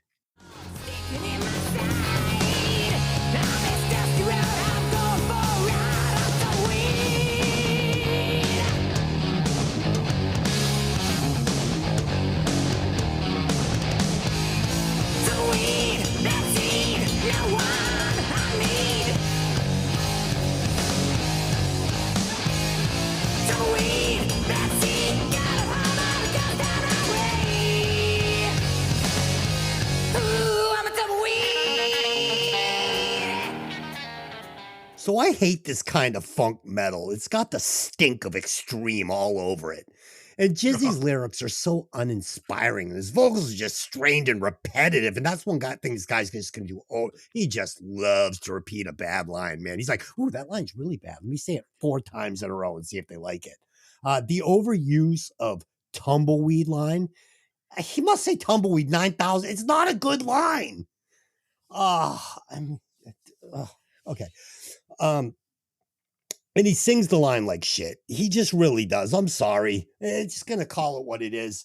The band is okay, but I don't care for the style of drumming or the grooves and the flow of this band. It's just not for me. It's like they're trying to do this herky-jerky stop-go funk slap bass thing in this rockin' heavy song. It just doesn't work for me. Dave, tell me why it works. Slightly off kilter, but catchy guitar lick to start this one off. This one's okay. Definitely doesn't stick in your mind as much as the first 2 tracks. The second track stuck in your mind. Oh, yeah. Oh my God. They played that on the heavy metal radio station in 1990. They played it on the fucking radio. Song sucks. That song rules. Oh, song sucks. Okay, keep going. So we got some cool lyrics in the Tumbleweed. Got a home on a ghost town highway. Cool drum counts with the hi-hat cowbell combo. Guitar solo is okay. This one reminds me a little of what Skid Row would wind up doing on Slave to the Grind musically. Oh, crickets. Crickets. Okay. Silence between me and Lisa. You don't there. have to agree with me. I cannot, Lisa. She said slave to the grind. Go ahead. All right. I'm already disgusted and I'm pissed off at this point. Okay. So let's keep going and see what I say. Little more Southern rock. Got some good guitar riffs. Nice percussion cutting through everything. So much cymbal bell and cymbal crashes. I notice here now that the production is so thick for 3 instruments, right? That even when your speakers are down at a low volume, it's still loud. That's how thick the sound is on this one. Thick with 2 C's. Thanks, Tom Werman. Nice guitar solo, a bit minor chord, dark, angry, and bluesy, and I do like that. It's completely on top of the production. You can barely hear anything else behind it other than the layered guitar riff. They must have used tracks live because the only thing behind it is the guitar riffs. Each one of these choruses starts with the same line, "I'm tumbling round," and he makes it different each time, screaming it a little bit differently each time he sings it. Lyrics are really sparse, even on this slightly longer song. It's too bad because the idea here is really great. They just didn't do anything with it. So far, everything is focused around the guitars and how the singer can take a few words and stretch them into a play out. Blues Scream, we've got a really unique stick ending here with the bullet shot percussion after the play out. I think if I didn't hate the previous song so much, I'd have been so much more excited about this one because I really do love the guitars here. I'm just mad that the previous song kind of ruined everything here because this one is actually good. Lisa, it wasn't the other song. Come on, the chorus, tumbleweed, tumbleweed, tumbleweed. He's like, I got an idea. Instead of writing a couple more lines to like maybe, I don't know, like remotely rhyme with it, and like we sing it the same every time and get like a really good harmony there so people remember it. Why don't we just do like the one word and I'll sing it different every time so it doesn't stick in your head? Dude, that's a great idea. Do it, man. Coming in at track number 4. Why do you think they call it dope? That's what I'm thinking. I'm so fucked up, I can't even find the job. Why do you think they call it dope? Why do you think they call it dope?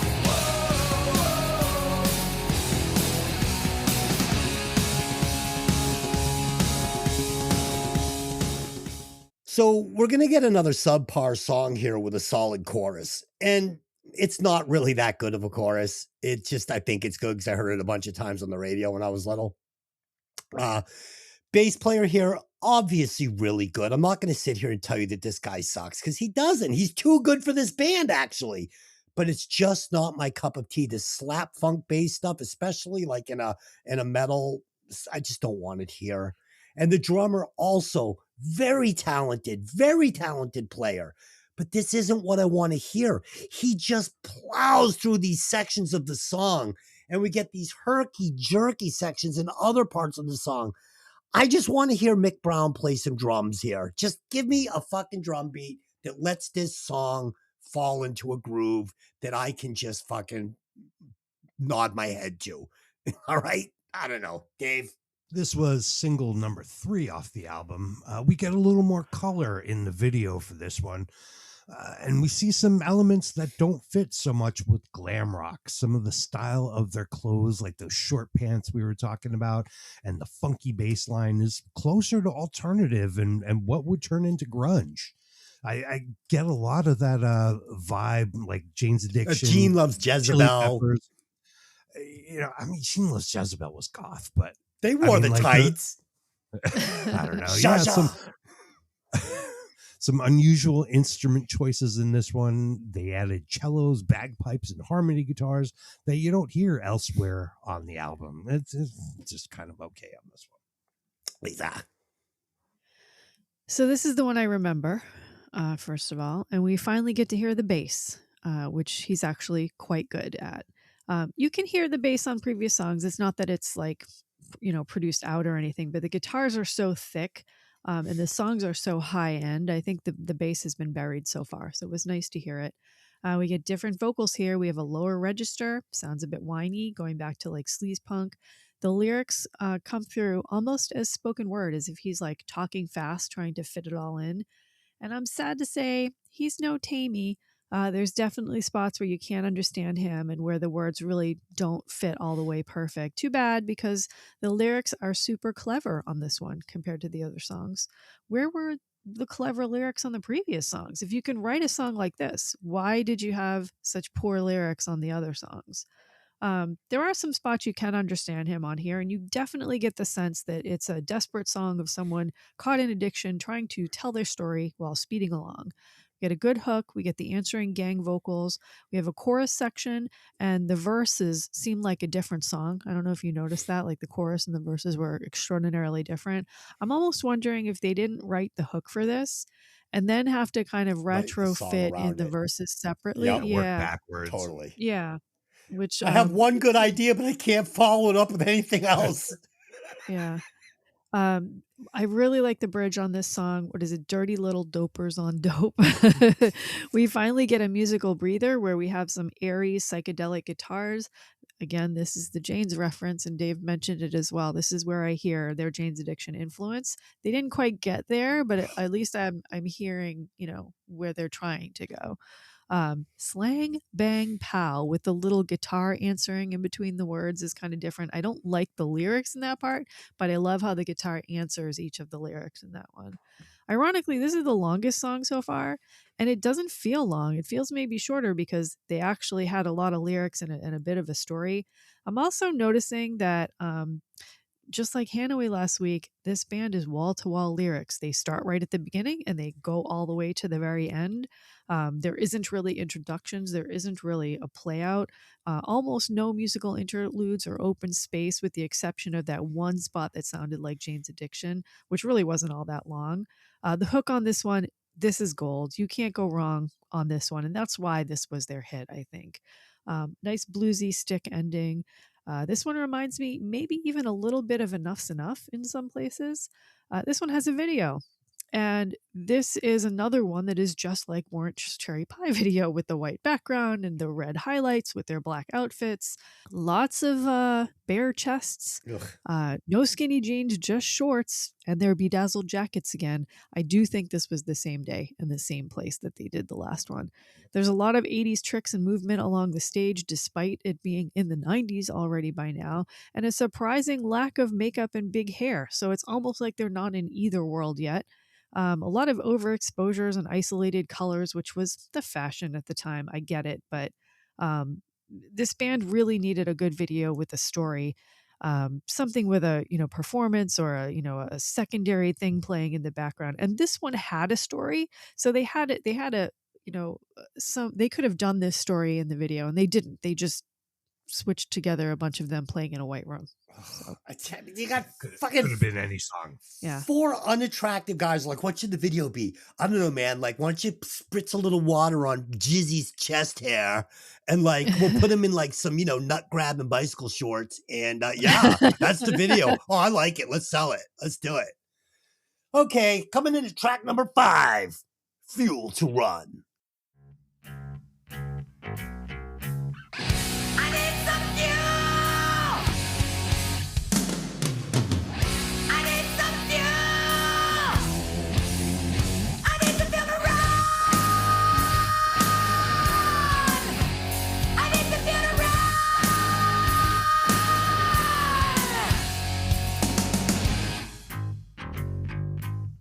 So, Lisa, just like the last one where you said the 2 sections didn't really belong together, this one is such a weird song. It's a mashup of like 5 different styles that just don't work together, in my opinion. We get another painfully repetitive, uninspired chorus that I just fucking hated. It reminded me of Raise Your Hands to Rock by Motley Crue, only it's missing everything that makes that chorus great. I hated this song, Dave. Interesting choice to have the verses be mainly bass guitar and vocals. Only accents provided by the regular guitar and drums until things kick in. Big screams on the vocal. I hear some elements of blues and even funk. They add in some interesting harmonies to the chorus, definitely keeping it from getting boring. Jizzy said that Tom Werman's main contribution to this one was the walk-up part between sections towards the end of the song. Interesting. And did you like it? It was okay. It was okay. Lisa. So this one is definitely bass driven and kind of bluesy. When the song comes in, it was exactly what I was expecting to hear. We have some great high screams from Jizzy in the chorus, and on the hook we get some incredible backing vocals. Now I'm pretty sure that was the band, because I don't think anyone else was credited on this album. For some reason in this song, the backing vocals were right on the nose. Then we hit the bridge, and I think the notes in the vocals are just a tiny bit out of his range. He's pushing a bit too hard here, right to the absolute edge and cracking a bit. And I think this goes back to the comments he made about wanting it not to, like, he didn't want to do a bunch of takes of this and have a take where he actually hit the notes. He wanted it to sound natural, and he was going to probably do it like this live. So that's probably how this got left in. Yeah. That goes right into the guitar solo, which follows the main riff and just adds a teeny tiny bit of shred around the edges. To me, this feels like them saying, we're not glam. We're not going to do a shreddy guitar solo. We're doing what they think music was going to go to, which was kind of that more boring standard rock, maybe even grunge, where guitar solos were no longer important. And they're like bordering that on this song. Another short song here. The hook is literally 50% of the song. The hook? It had the hook is like what part is the hook? I didn't know there was a hook. I was curious. The hook? the one with the background vocals. Oh, okay, the hook. Yeah. Yeesh. It had a good beginning lyrically and a good story started, but like the other songs, it never really finished. It's pretty empty lyrically. It's like the band writes a fantastic hook or has like an idea for a chorus and then putters out when they try to wrap in the rest of the song. So I think they should have let the guitar solo at the end run longer, because that was really like there was like a solo on the play out. And the song was super short. It isn't like they couldn't have extended the song a little bit to hear a little more of that guitar, but they didn't do it. There's a lot of very short, very simple arrangements on this album. Yeah. Jizzy Pearl, he's a good singer. Don't get me wrong. I just don't like it. It's just not for me, but he's a good singer. You don't front, every fucking glam band in Hollywood for 10 years because you suck, right? I mean, the guy can sing. Everybody in this band is good at what they do. I just don't like the flavor of this soup. Put them all somewhere else, playing with other people. Probably going to be much better. Coming in at track number 6, One More Round. On the car, on my house, line 'em up, line 'em down. One more round. One more round.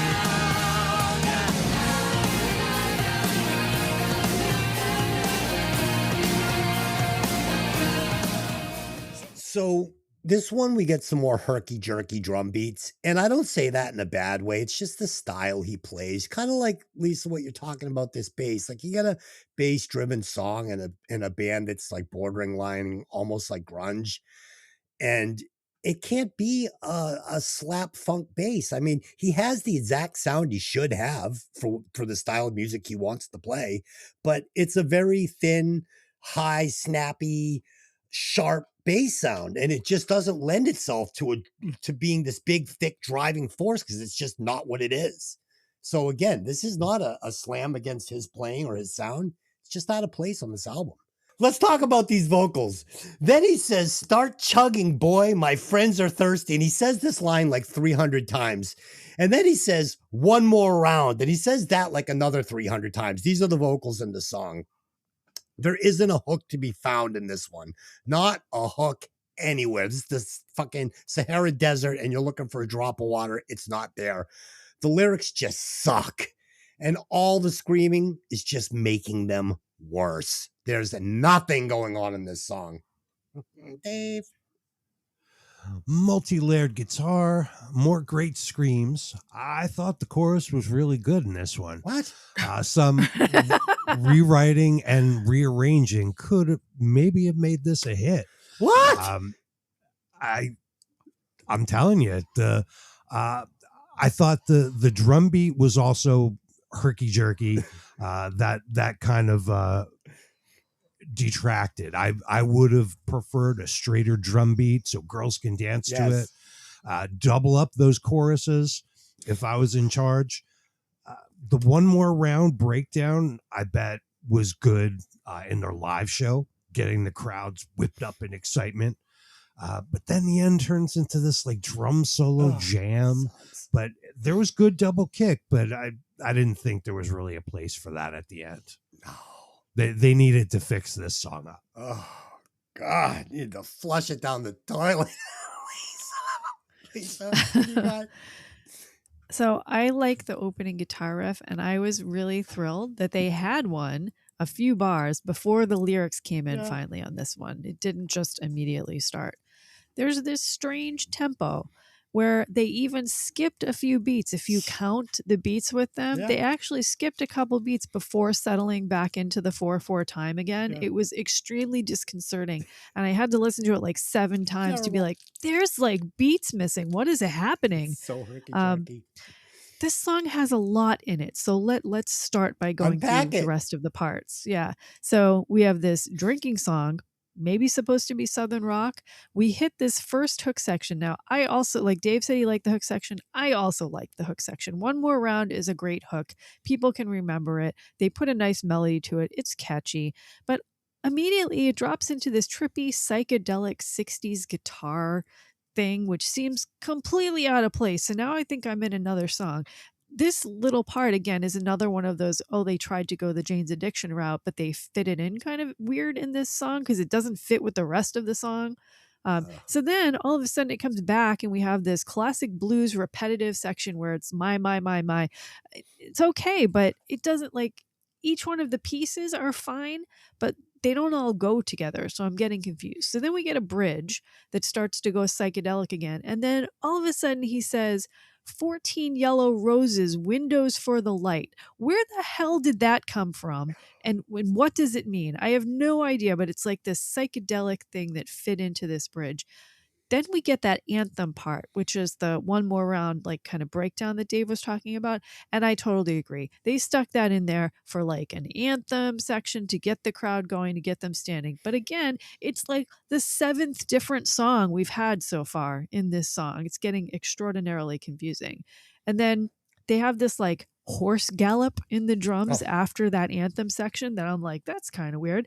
But I'm wondering if they got their last drink, and who the fuck is Vicky, and why is it ending like a Doors song? If the Doors had lived into the 80s, this is like a Doors song kind of jam play out. It's artistic, it's weird. It's 7 different songs that could have each stood on their own separately. I'm very confused. You listen to a good Guns N' Roses song, and it's like the story feels like a linear story from beginning to end. It all Yeah. makes sense. It's great. Yep. These guys, it just feels like they're like, it'd be really cool if I said like yellow dandelion sky here, man. Oh, that is cool. Put it in. What does it mean? I don't know. It just sounds cool. Like what? But when Jane's Addiction does that, it works. Yeah, because it's Because the whole song is built like that. yes. And these songs, Jane's Addiction are singing again, have linear storylines that you can go from Yeah. beginning to end. This is just a bunch They of do. like, man, just say something cool here, or say something cool there. Yeah. I really think they could have broken this apart into multiple songs, and each one of the songs would have been able to stand alone with a full story on its own. Yeah, then it would have been 5 bad songs. All right, that ends side A. If you listen to the podcast on vinyl, flip it over and let's head over to the Should They Have Made It segment. Tonight's featured band is Dizzy Bitch. Should have been the bass player of this band. With their song Rock With Me. Lisa, do you have any facts on Dizzy Bitch? So I have a few. Dave, do you want to go first? Let's let Dave go Go first. ahead, on Dave. this Talk one. about Dizzy Bitch. I will say that they were pretty hard to pin down. Yeah, there's not a lot of info out there, And there shouldn't about be. them. But this album, I would guess, was self-financed and produced from the look and sound. But apparently in 1986, it was released by Azra Records, which, according to Discogs.com, is an American independent label founded in 1978 by David Thomas Richards, also known as Azra International, based in California. This label released a bunch of bands I've never heard of, including Sin, Lix Array with LIXX, Nice. That's fun. Funeral, and Fortress. Funeral. That's a great name for a band. Yeah. So the original pressing of this album came on red vinyl with a pink label. Ooh. And the front cover was a full-length photo of the 3 guys, in quotes, 3 amigos in the band. They look like they got caught with a last-minute invite to a Halloween party, and they chose to dress as girls. This is wild. It's not good. It's not good. You make it sound cool. It doesn't sound cool. So look left cool. to right, if you're looking at the album cover, there's Temptation on bass. Temptation. AKA Suzanne Summers from Three's Company. That's exactly what I thought too. It was Chrissy Snow. Yeah. Snow. Yep. In the center, we have Hondo Blackout on guitar and lead vocals. If the singer of Crocus became an aerobics instructor, it would look like this guy. Finally on the right is Johnny Lust on drums, aka Dime Store Tommy Lee as a transsexual prostitute. That's hot. Woo! That's hot. Yeah, Johnny Lust has a YouTube video channel at Johnny Lust. He does karaoke hosting nowadays and plays drums in a classic rock cover band. I did not find any current info about the other band members, so I guess these guys didn't really get anywhere. Lisa, did you find anything? I only have a couple more facts about them. Temptation, unfortunately, has passed away. I did find an RIP post with a bunch of people saying they were sad to lose him. So Rest in peace. that was the bass player, the Chrissy Snow guy. So Yeah. he did pass. Hondo Rest in peace, Yeah. Temptation. Him and Vinny Hondo Chaz. Blackout. Yeah. Hondo Blackout, I can't find a single thing on. That name hasn't been used again. Couldn't trace him to a real name. No idea who he was. So Hondo, if you're out there, please give us a call and let us know who you are. I also found Johnny Lust's YouTube channel. His band, did you see his band's name? Three Blind Mice. Yep. Yeah. Oh, I gotta go look. Yeah, so there's a YouTube video on there pushing him as someone who gives an energetic live show. There's footage of him singing Bad Company and Bowie and a lot of other things at a karaoke bar, which I believe is his karaoke thing. It's not great. He also, unfortunately, on his channel, posted a Dolly Parton video called Dolly Parton is a disgusting pig devil worshiper, That's a lot. which was a 15-second clip. I missed that one. Yep, of Dolly having a drink with Jen Aniston and two other women where they clink glasses in like a toast, and she says something sweet, and I'm not exactly sure what it is, but it was like cheers ladies or something like that. He claims she says cheers to God Azel, which is the devil essentially, and that he thinks that she's a devil worshiper. There is something very, very wrong with this guy. He also has a lot of other nutballs, really weird videos, and lots of like cry for help videos. Somebody needs to go make sure that he's okay. Wow, you looked way further into this guy's YouTube channel than Yeah. I did. If you're watching videos of Dolly Parton talking to Jennifer Aniston and you hear the devil, get help. Yeah, get help. Get help. Seriously.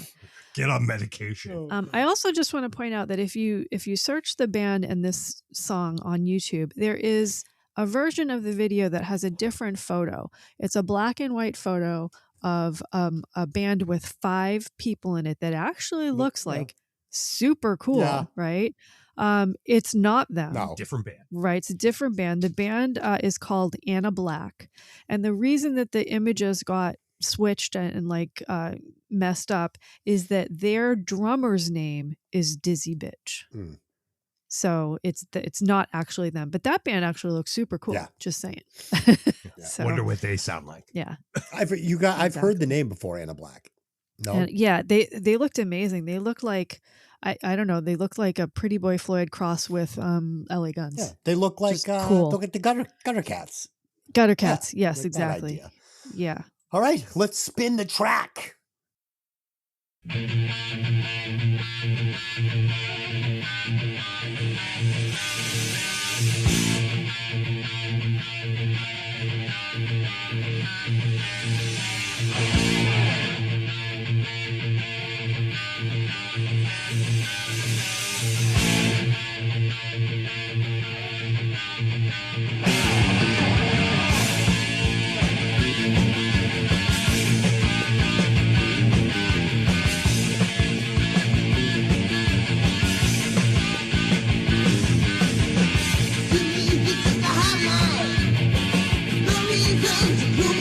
When I get you, baby,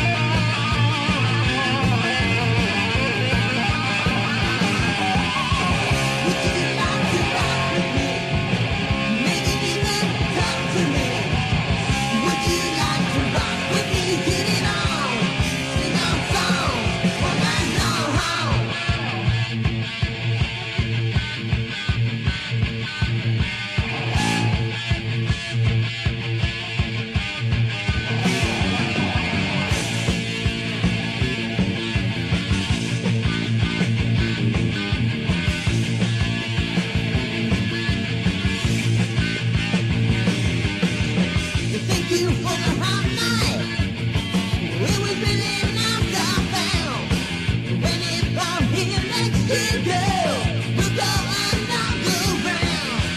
Do you got to ride with me? Do you got to talk to me? Do you got to rock with me? Got it all. Sing our song, woman, long home.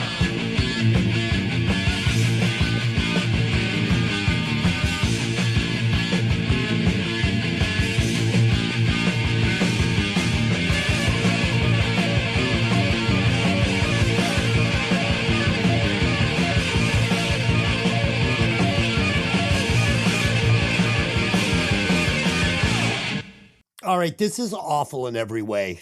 The image is beyond weak. The guitar sound should be taken out to the woodshed and shot dead. This is the worst guitar sound I've ever heard in my entire life. I can't believe it. It's so bad. The vocals and lyrics are insultingly bad. And every single instrument is fighting with the other instrument. Nothing works here. This is just a clash of music. I hate this track. So it's getting a solid 9.1 for me. And they definitely should not have made it off the karaoke. Good luck. Dave. 9.1. 9.1. Wow. It's terrible. It's terrible. That's the lowest score you've ever given, I think. Yeah, I think It's terrible. It's terrible. So these guys were kind of Pretty Boy Floyd before Pretty Boy Floyd was out of high school. Combination of metal and pop glam. For 1986, I didn't think it was too bad. Sounds like could have even come out earlier in like 83. Anyways, the song is cheesy, but they display competent playing. Actually, I thought it was pretty decent guitar playing. The solo is impressive, but sounds too careful and safe to me. This definitely needed a producer and a bigger studio budget. I say, hell yeah, they should have made it. Can't have enough crazy glam rock. Do yourself a favor and look this up on YouTube. 72.6. Dave, that intro, that guitar, when it comes in the beginning of the song, that guitar sound didn't like immediately like shivers up your spine. It was so bad. I've heard worse. No. All right, Lisa. So when I first turned this on, I said, I know that riff. This riff is completely lifted off of another song. what Anyone song? know what song? No. I don't know. No idea? No. It's Ozzy's Bark at the Moon. No. It is the riff from that song. I listened to them side by side. They are almost note for note. Really? Yep. Nice. It doesn't Yep. sound anything like. And now I have to go listen because the song I would never. You have to say go Ozzy. listen. Right. No, and you wouldn't. And I'm not saying that the song sounds like Ozzy, but doesn't. definitely the riff is the Bark at the Moon riff. No shit. Yeah. So I heard the production quality of maybe Ozzy, but like Ozzy's early albums, like from, 70, whatever it was, 78 or something, or Pretty Boy Floyd, because the song is completely top end. There is no bass. You can't even hear the bass drum, let alone the bass guitar. It is completely top and tinny almost. The guitar solo comes in. Even worse production here, because I feel like he played this in an isolated room by himself and they just laid it on top of the song. It's not merged in at all. It's not a bad solo. In fact, I kind of like it, but it feels like it was played in a ceramic bathroom and laid over the top of the rest of the song. Incidentally, this is not the case in the playout where he does like a shreddy playout, but it's actually integrated into the mix. So I don't know why they did it different. The song has a hook.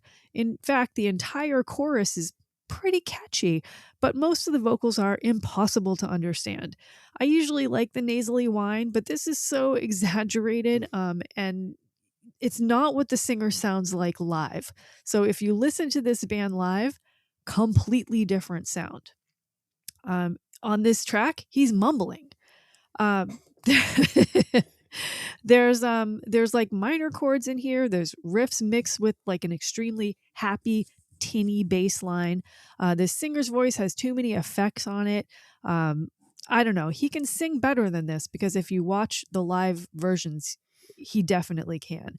And when the gang vocals come in for the chorus, they're pretty well harmonized, but they didn't get that PBF treatment, like remember the backing vocals on Pretty Boy Floyd being flawless. They didn't get that treatment in the production there. So Certainly not. I listened to a couple other songs.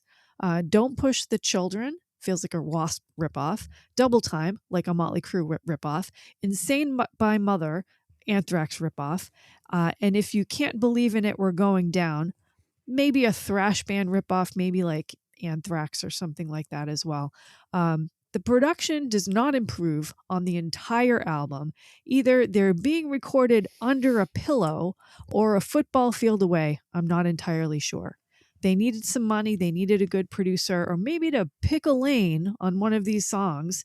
I'm not opposed to having different songs on your album, but why have this huge range when not any of them are really well done? There's a live video from this song from Long Beach, California. The show actually looks pretty fun.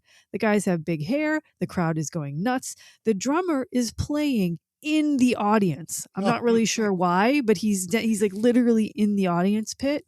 And there's another show where they play another song, and it's so much harder and so much heavier and so much thicker than these recorded versions. So I'm not really sure what happened here. Definitely should not have made it. Needed a decent producer. Probably were a really fun band to see live, though. 41.9. Yeah, if I have to sign either the Snowmen or these guys, it's the Snowmen.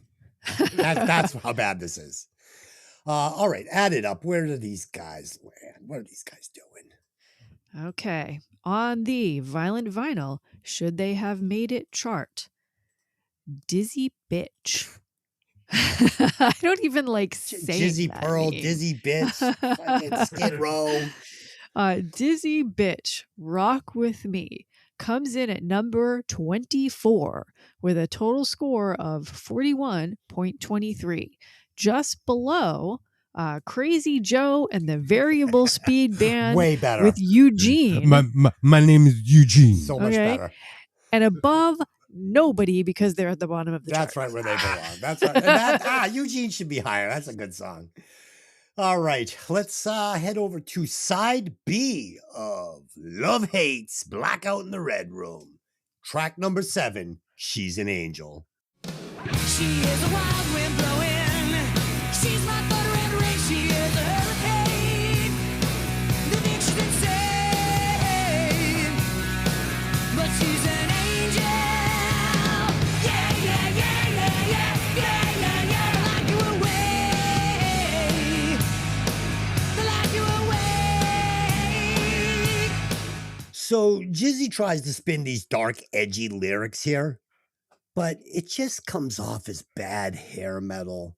The lyrics like, she's on fire, she's a liar, she's in trouble, she's seeing double. Dude, this shit sucks, man. If I was writing a song and a guy came to me with these lyrics, I'd be like, you fucking kidding me right now? This is what you got.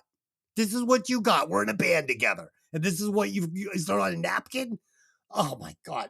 The guitar solo was good. That's all I have to say. These lyrics are fucking so remedial, dude. This is like shit I was writing when I was like 13. It's fucking terrible, Dave.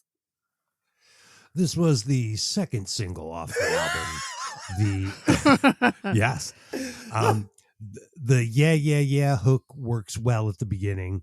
The cellos sound like a synth, but reportedly are real. There is a clean guitar lick in this song that sounds very George Lynchian. The structure of the song is a little loose, not quite as defined as many other bands. One part of the guitar solo echoes the yeah, yeah, yeah hook, which is nice. I like that. The Nightmare on Elm Street 4 soundtrack version is mostly the same. It's definitely a different recording, but one verse has different lyrics and sounds, the whole song overall sounds a little more 80s metal on the soundtrack version. She's on fire. She's a liar. She's in trouble. She's seeing double. Lisa. So I should love this song just because it says my name in it, quote unquote. Sure. Name. I like the opening with the dead stops, and I was ready for it to drop into the most like rocking song, and then it's ballad. did they put the wrong intro on it? I think this could have gone right into a pretty rockin' song. There's some good lyrical lines here. I think the whole story, if you take it in total, is not very good. But there's a couple of thoughtful lines in here that they could have taken and made into a bigger song. So, A real song. yeah. So, like, one of them is, because when you're young, sometimes little things seem larger than life. That's a fucking great song idea right there. Yeah. It is. But it's inside of this song Yeah. and didn't really get its own kind of Exactly. thing. Give me sitting on the fucking stairs, faster pussycat. Your dad's not coming home. Like, tell me the story. Yeah. And then the second one is mommy takes the strings off your bass so you won't hang yourself. Oh, dude, like I said, I like that. no, it's Yes. she's trying to But- be edgy in a song that makes no sense. See, I like that. I like the yeah section. I'm a sucker for a good tempo change, but we have so many tempo changes and key changes in this song. It gets a bit confusing. We're back to that same thing where there's 6 different songs in here, there's 6 different ideas in here, and it gets very confusing. By the time we get to the guitar solo, I'm kind of shocked that it mimics the main riff and stays with the feeling of the rock part of the song, but it's like 8 bars long, right? Just like a split second. And how did I know that they would return to the acoustic part of the song for the ending? Here it is again. Why wasn't this its own song? Why didn't they do a fully formed ballad, power ballad that they could have dropped into a heavy part and had a nice screaming guitar solo on it and have a full, thought, a full lyrical thought for the whole song? They didn't do it. It's just like a few songs pieced together, but they mismatch each other. I really think that the acoustic section in particular was misplaced and could have been a completely separate song. I mean, if the song was like something cool, like, Billy was the bass player of a punk rock band, he played all his songs on fucking one string and used the other one to hang himself. Like, give me something, give me a story. You just wrote a better song than this in 5 minutes. Whatever it is, it's like, there's no story there. God. Yeah. Okay. Again, it comes down to they have some cool lines, but they're just not in any context. So then it just sounds like you're just trying to say cool shit because it sounds cool. That's not songwriting. Yeah. Track number 8, Mary Jane.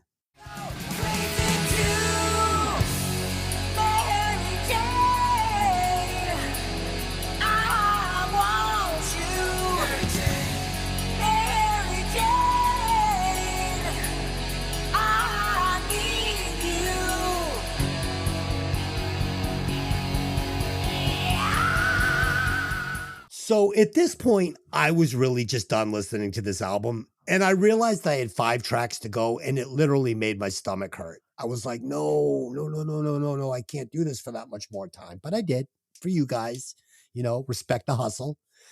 As for the song, these lyrics are so obvious, it's gay.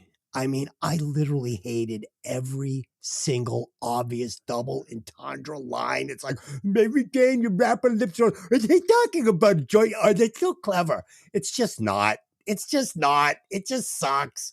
And this band is incapable of delivering a cool psychedelic music track like something that fucking Enough's Enough might be able to pull off some cool fucking 60s Strawberry Fields. They don't have it. It's not that band.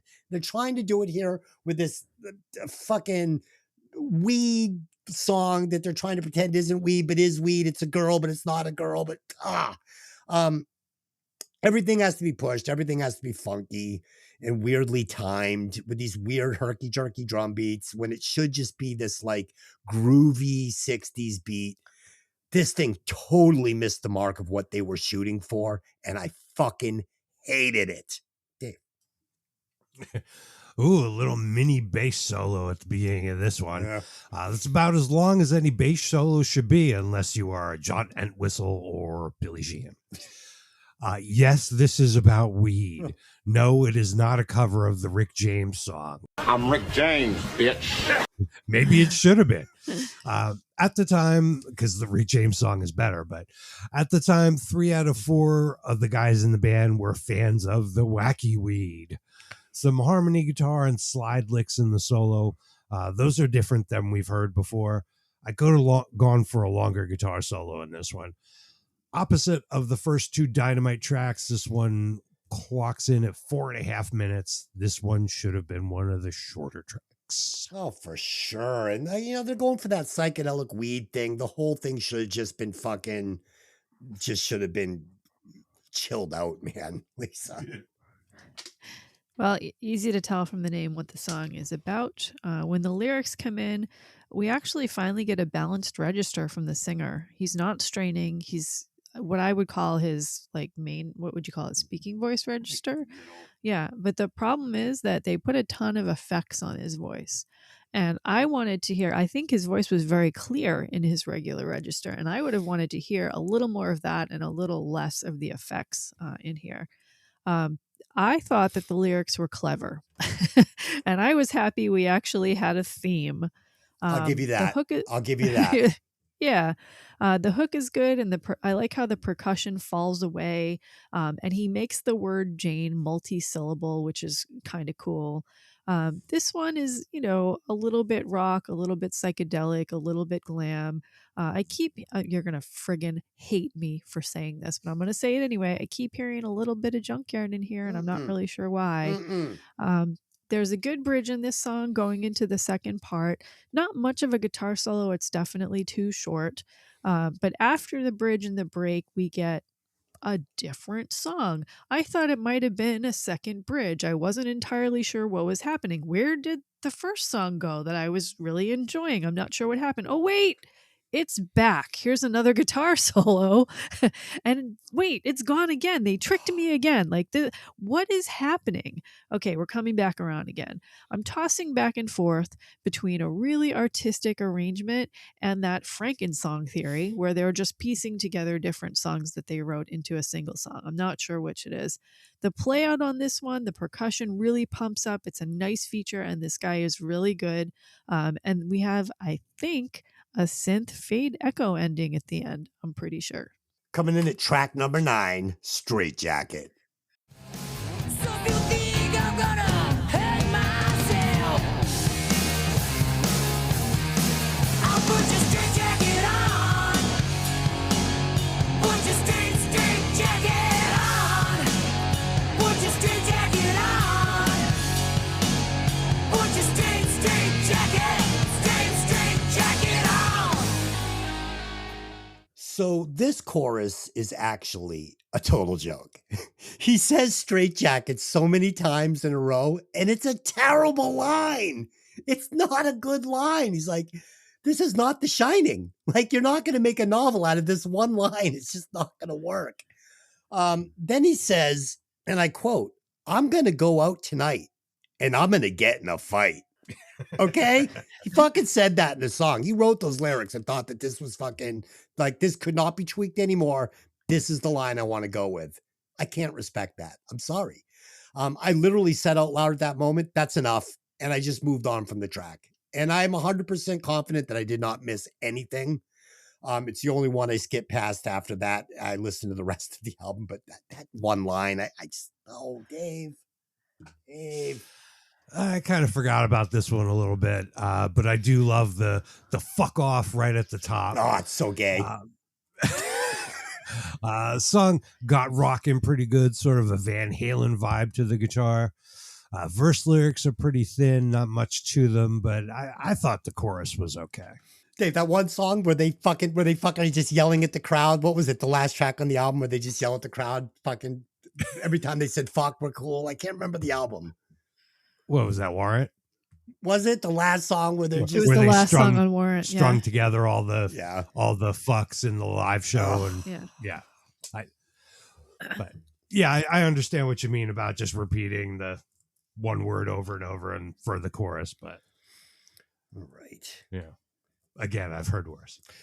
All right. I'm sorry. I couldn't control myself there, Dave. I'm out of control now. It's official. I'm officially now up past my bedtime. Lisa. The intro is silly and juvenile, and like Dave, I do like it. All right. The hook is good. It's sleazy. I think there's a moment where he says, I think I might murder someone. Yeah. And the little screech at the end of the yeah, I was like, is that Tammy? No, it's not Tammy. It's Enough's Enough, Donnie V, or Chip's Enough Now. Almost exactly sounded the same. We get so many guitar licks in this song, it's almost impossible to play this song live with one guitarist. Decent solo, a bit sloppy, but the lyrics, while the hook is cool, and I actually like the hook, that's all they have. There's a couple of one-liners and a lot of repetition, but there's no full story, no development. And there were lots of opportunities in this song to develop it lyrically, and they didn't take any of them. I'm totally wondering if they weren't able to write deep lyrics and they were just filling space in the music once they had a really catchy hook. It might be why some of the songs were so short, so that you wouldn't notice there wasn't a lot of lyrics. I think you did miss a good ending on this one, Des. While, a lot of these endings are stick endings, they're more like bluesy kills of the song, but this one in particular, there was this really nice blues lick before the hard stop ending. I wanted more of that. Where is that guitar playing? I want more of that. For me, this was a catchy song, but I was still wanting more. I'm going to have to take your word on that ending. I'm going to have to take your word. That chorus was terrible. All right, coming in at track number, there's still 3 to go. Coming in at track number 10. Do I have to say it? You have to say it. Slutsy tipsy. You thought you'd crucify me. You thought you'd be sweeter little slutsy tipsy. Sweeter little slutsy tipsy.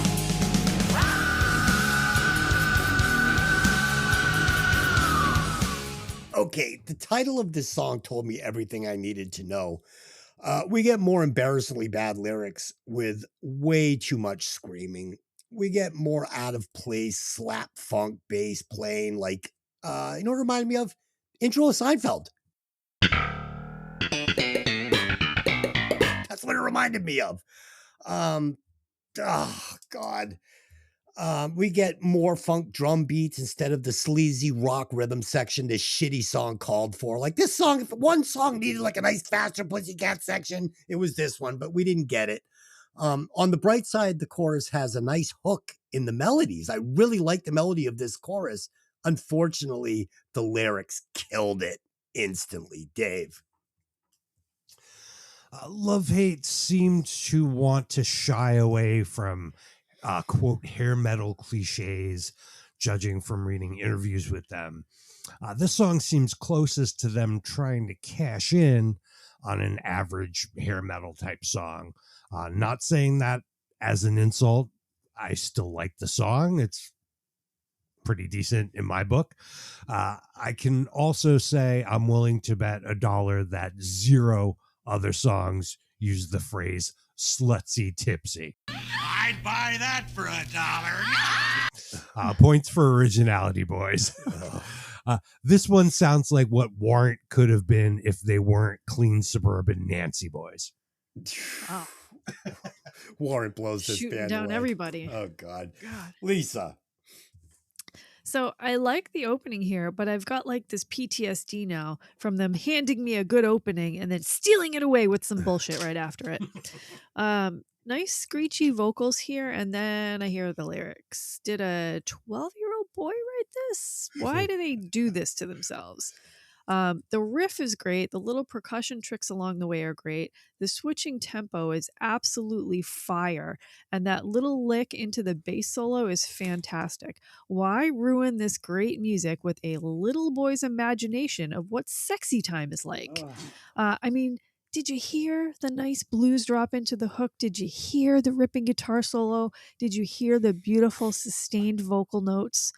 Why would they put these lyrics on this great music? Lisa, that chorus had the huge potential. Huge potential. Yeah.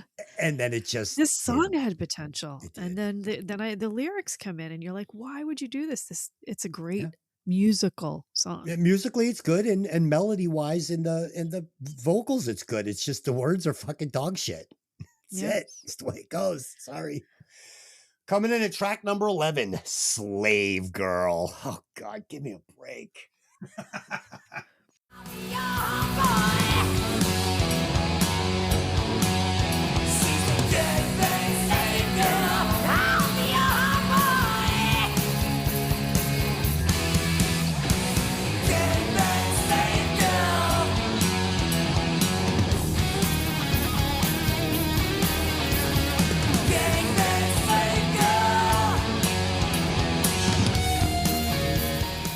All right. The chorus of this song is "Gang Bang Slave Girl."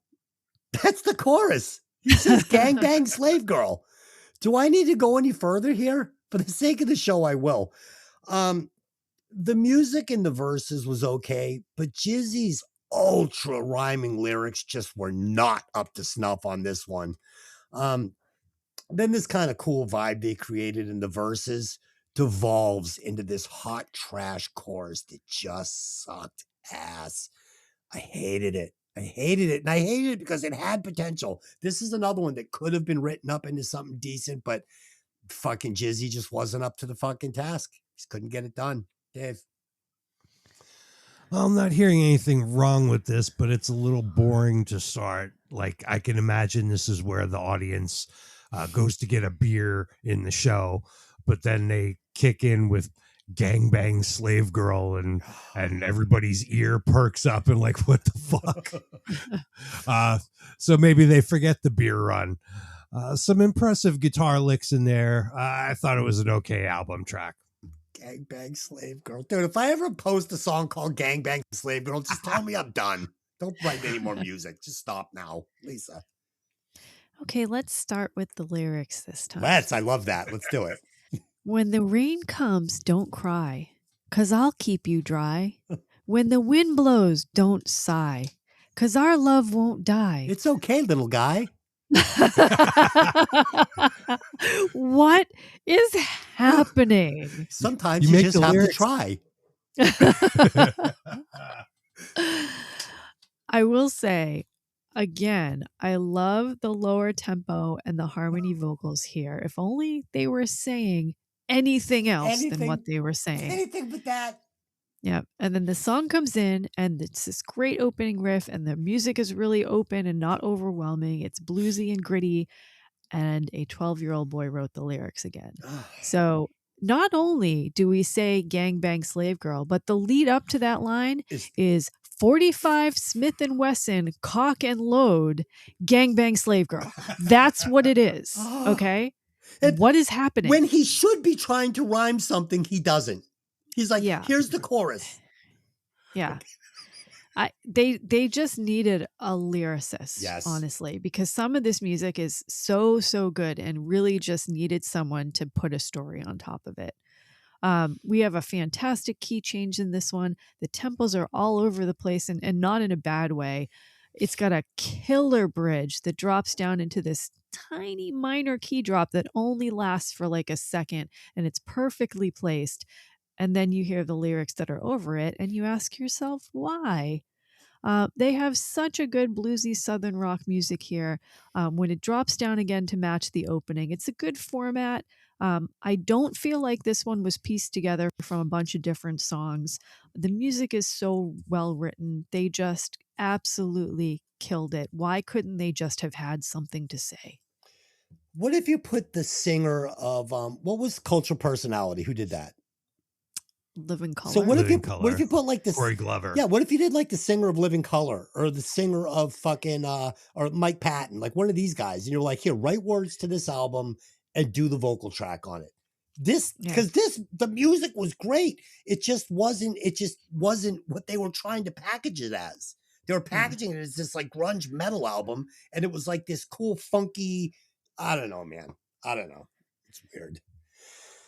All right, so the final track on the album, track number 12, is Hell California, Population 5. There's 4 guys in the band.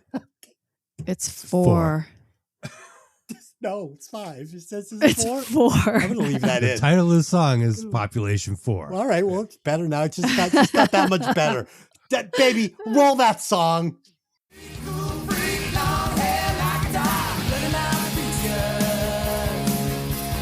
Sinners go out at 12. That's not from her.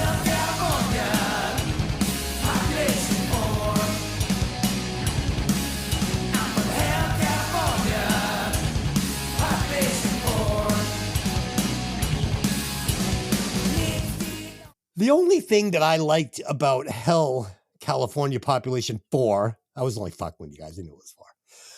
It's a lie. Is that it was the final song on the album. I knew I didn't have to listen to any more of this album after this. I didn't like it for the reason I didn't like any of the other songs on this album. Pretty much always just came up to like, no hooks, bad lyrics, weird timing. I have a whole bunch of shit written about this. I don't even want to read it. It's just more fucking bashing on Jizzy Pearl's fucking rhymes. So yeah, there you go. The band was good. Lyrics weren't. Dave, what do you got? This song is okay, kind of a mess. He starts out singing about some crazy biker chick that he's in love with. Then the song turns into being about some small dusty town in California. We're definitely seeing the Franken song happening here. Like they took two different songs and mashed them together, but didn't give the parts enough connection. Yes. Everything sounds good musically, but yeah, I didn't like this one so much. That's pretty much what I had thought in my notes. The same thing Dave just said. Same thing. Lisa. I like the opening, little punk influence, maybe even a little Hanoi influence here. And then it goes all musical theater on us. While the lyrics here are silly and a little bit fun and a little bit 80s, they remind me of something. So here we go. Black streak, cool freak, long hair, loud guitar. Remind you of anything? No. No? Is that Wayne's World? No. I thought it was Garth from Wayne's World. No. Okay, I'm gonna sing you a different song. Hide and seek, kick the can, cowboys and Indians, wiffle ball, paper dolls, hacky sack and hangman. Wanna play? There you go. Yeah, That's what it reminded that's me what of. I heard on this album. I heard Extreme, not Jane's Addiction. Yes, right. Nailed it. So this is just like a bunch of interesting things pushed into one song. So this is the last track on the album. I believe they had 45 songs left, and they put them all into this song. I do like the hook. It's a solid idea. The name of the song is actually super fun and could have been a really cool song, about the band. I like hearing the lower register of his voice as well. And he kept the grit in the lower register, which is absolutely great to hear. It's catchy, but the same as before, it's wandering all over the place. So, I just couldn't anymore by that. I can't believe I wrote as much shit as I did, but it just wasn't worth reading. Okay, so that's it. That's the discussion of love, hate. If you like the band, I'm sorry. If you're in the band, I'm even more sorry, but whatever. It's what the show's about, Some of them are good, some are bad. Sometimes we like them, sometimes we don't. Sometimes we argue. That's what makes it all fun, right? Just a bunch of opinions. What was my favorite track on this album? My favorite track on this album was obviously Blackout in the Red Room. And what track would I cut? I would cut the track about the 13-year-old girl. I think that is just inappropriate. Dave. Favorite track? It's a tie between track 1 and 2. I love them both the best on this album, but I'm going with Rock Queen, track 2. Okay, Lisa. I'm doubling down. Doubling down on Rock Queen. I do not condone, underage whatever, but, Lisa, Lisa, can you, Dave and I are not friends anymore. Lisa, can you Oh, put in come on now. It's rock and roll exaggeration. I don't condone. Exaggeration is 17, not 13. Lisa, can you wear pigtails to bed tonight? and I would cut the last track, Hell, California Population 4. Really? Yeah. That was I don't fun. like it. Huh. It's okay, but it's a mess. Lisa, what do you got on this? Which one do you hate? I'm picking a weird one for my favorite, and I'm going to pick Tumbleweed. No. Okay. And I actually had to go back and listen to it again because the first time I listened to it, I was so angry from the song I'm going to cut, which is Rock Queen. Okay. That song's got to go. It's horrifying. Lisa, you're going to like this. I think you're going to like this. So if you had to replace one member of the band, who would it be? I would fire Jizzy Pearl and I'd replace him with Gary Sharon. That's what's in my notes. That's what's in my notes. Wow. It would sound, I think Gary Sharon would probably, if he wrote the words for this and did the vocals, I think it would be a completely different album. It would probably be better. I think you're right. He would have been great. Dave. This guitar player is pretty good. Unfortunately, we don't really know much about the guy. he wasn't really out there in the spotlight too much, even though he was quite a solid guitarist. I think I remember reading one small half an article in a guitar magazine about him, back in 1990, but that's it. Your guitar player has to have personality. You know who would be better? Who? Yep. Tracy Guns. Tracy Guns. There you go. Alternate pick, Gilby Clarke would also be great. Sure, either one. I'm pretty sure Tracy Guns is a pretty good songwriter as well. Oh yeah, He could only help. Yeah. yeah. You heard the rest he was Or playing. Gilby. Yeah, anybody. Lisa. Okay, so after the last show, I'm just going to try to rebuild Hanaway on every band. So I'm replacing Jizzy Pearl with Michael Monroe because you guys always try to build the New York Dolls on everything. No, actually, I'm not going to do that. I'm not actually going to do that. Don't put him in this band. Do that. Yeah. Michael Monroe's too good for he Love Hate. is. Sorry. Let's say this. He definitely would have put better lyrics on these songs. No doubt. 100%. Yeah. So my real switch out here is a band I've already mentioned today. I'm going to replace Jizzy Pearl with Donnie V from Enough's Enough. You could have that dreamy whine, better lyrical writing. He was the main songwriter for Enough's Enough, and I think the crossover there with kind of those psychedelic edges would have worked perfectly here. There you go. I like it. It definitely would have worked better in that Mary Jane song. All right. Final thoughts, walk score. This is a hard pass for me. This one is pushing 37.9 watts and will never get another listen. Dave. All right. So, yeah, we mentioned the two versions of Love Hate. So I will skip over that part. It didn't look like Johnny Love's version did much except for, one or two shows a year. That's true. Yeah. I like this album mostly because of the first two tracks. 1990 sleaze rock. The other tracks are pretty good, but could have benefited, in my book, from more assistance in writing, arrangement, and production. Still, definitely heard worse. I couldn't name a single song off their second album, so this is the one to go to. The band did a great job doing things their own way and avoiding the silliness of some of their contemporaries, which makes those other albums maybe a little dated and sometimes unlistenable. But 68.9 is my score on this one. You was talking about the production. I mean, you said they mixed it twice. They had Tom Mormon. They spent a lot of money on this record. Lisa. They really did. They spent the money that they should have pocketed for this record. So that's the sad part about this. Yes. And I'd listen to it again. Yeah, of course you would. And doing this, spending that money at this time, thinking that they were going to have another album where they were going to make money is the saddest part about this. Yep. So this one has still almost no memories for me. I pretty much only remembered one song. I'm surprised I didn't remember the first song on the album. I don't have any memories of that one. I think they may have come along a little bit too late for me. I was firmly in the industrial and goth and dark wave world at this point. None of my friends, I don't think, listened to them back in 1990. So when I started listening to them in the late 90s, my other friends did too. My other friends weren't so ingrained in industrial and rock, and they actually loved this album in the late 90s rather than in the early 90s. They had a singer, let's face it, that had a great voice that could bring the grit and scream the high notes and front a lot of the big bands of the time that were kind of falling apart in that early to mid 90s era. I thought the music on this album was pretty damn good. Percussion was good. I think they used all of the tools and technology available to them at the time to layer the guitars and thicken the music. My two issues here, obviously, the first one is the lyrics. They had some solid core ideas and some hooks that were good, but no one to make these into fully functional pieces. They also had so many musical ideas, so many different riffs and tempos and tricks. I feel like they had 40 songs ready for this album, and they were told, you know what, you can only use 12.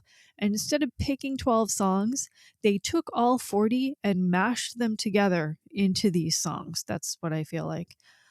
Jizzy, for me, probably full of some bad memories. I think if you're going to be a jerk and have the reputation of a jerk, you need to be really, really good, like Axl circa 1986 good, or Andy McCoy circa anytime good, if you're going to pull off being an asshole and have people still like you.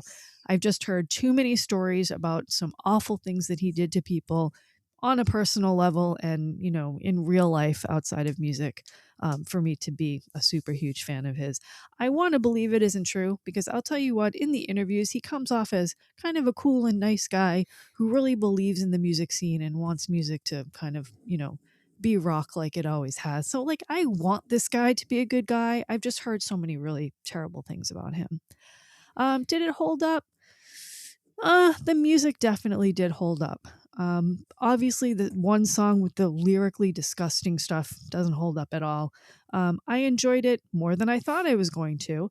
And I'm not sure really, you know, how I was this blind to them in the 90s when they supposedly had a place in music. The music is doing all the heavy lifting here. Will I listen to it all the way through again? No, it's not my current genre. I don't really want to hear these lyrics again. And when there's music like Enough's Enough, I would much rather listen to them when it's, you know, great lyrics and psychedelic stuff, or listen to Jane's Addiction to get these kind of ideas rather than going back to listen to Love Hate. I'm giving this album a 72.5 just on the music alone. That's high. That's too high. All right. Yeah, that's a high score. That's a high score. Is it the highest? That's high. Yeah. The highest out of the three of us. I enjoyed the music. Dave's going to listen to the album again. You're not. That's a really low score for me, though. And you outscored him. Okay. Yeah. Okay. Add those scores up, those awkward scores, and tell us where this album lands on the list. Okay. On the Violent Vinyl chart, Love Hate, Blackout in the Red Room comes in with a total score of 59.77, putting that at number 35, just below Vixen's self-titled album and just above ZZ Top's Eliminator. There's no fucking way this album is better than Eliminator. Eliminator had like the most hits ever on a fucking record. It's not possible. Yeah, ZZ Top should have been way higher. The system has failed us. System breakdown. Okay, so there you go. I have got the next pick. So let me tell you what the homework will be for the next 2 weeks. I've actually listened to this album multiple times, front to back, over the last few weeks, and I listened to it today at work from track 1 all the way to the final track, and I fucking loved it. I'm going to complete the mighty trifecta with Faster Pussycats Whipped.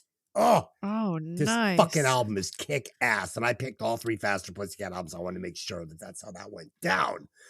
So Faster Pussycat Whipped. And for the Should They Have Made It segment, we're going to be doing Angels in Vain, Suicide Morning. Really good. Never heard of it before. Was doing a deep dive and just saw this picture, clicked on it, listened to this song. Fucking great. And I said to my wife, is that fucking Kelly Nichols? She's like, I don't know. I think it is. It was Kelly Nichols. So there you go. It's a great band name, Angels in Vain. Yeah, really cool. So I can't wait to share that with you guys. And on our sister podcast, Hey, Did You Ever See That Movie? We'll be breaking down The Witches of Eastwick, movie I've never seen. So yeah, that should be fun. Good movie. Yes. So until next time, take those albums out of the sleeve and let the music breathe. See you next time.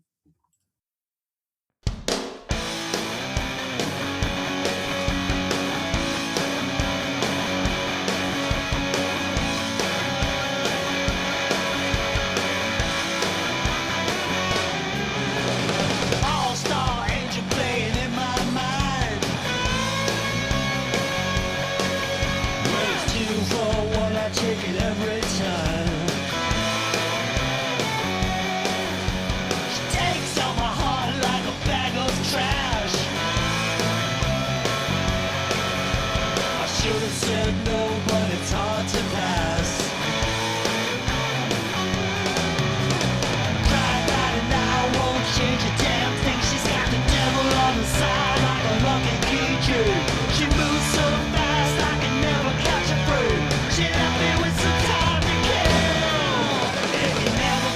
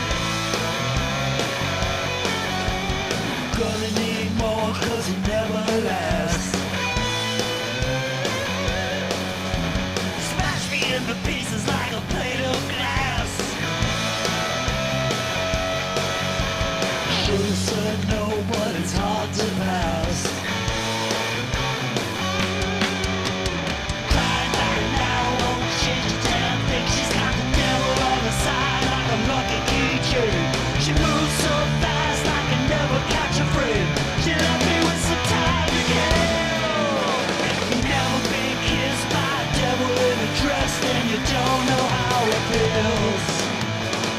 Cry about it now, won't change a damn thing. Try knocking it back with pills. If you've never been kissed by a devil in the mist, then you don't know how it feels. Cry about it now, won't change a damn thing. Try knocking it back with pills.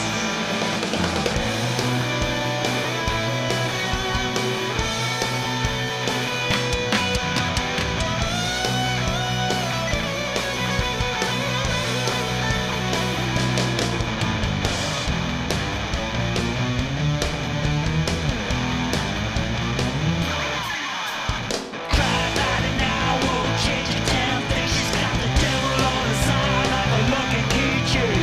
She moves so fast I can never catch a break. She left me with some time to kill. If you've never been kissed by a devil in a dress, then you don't know how it feels.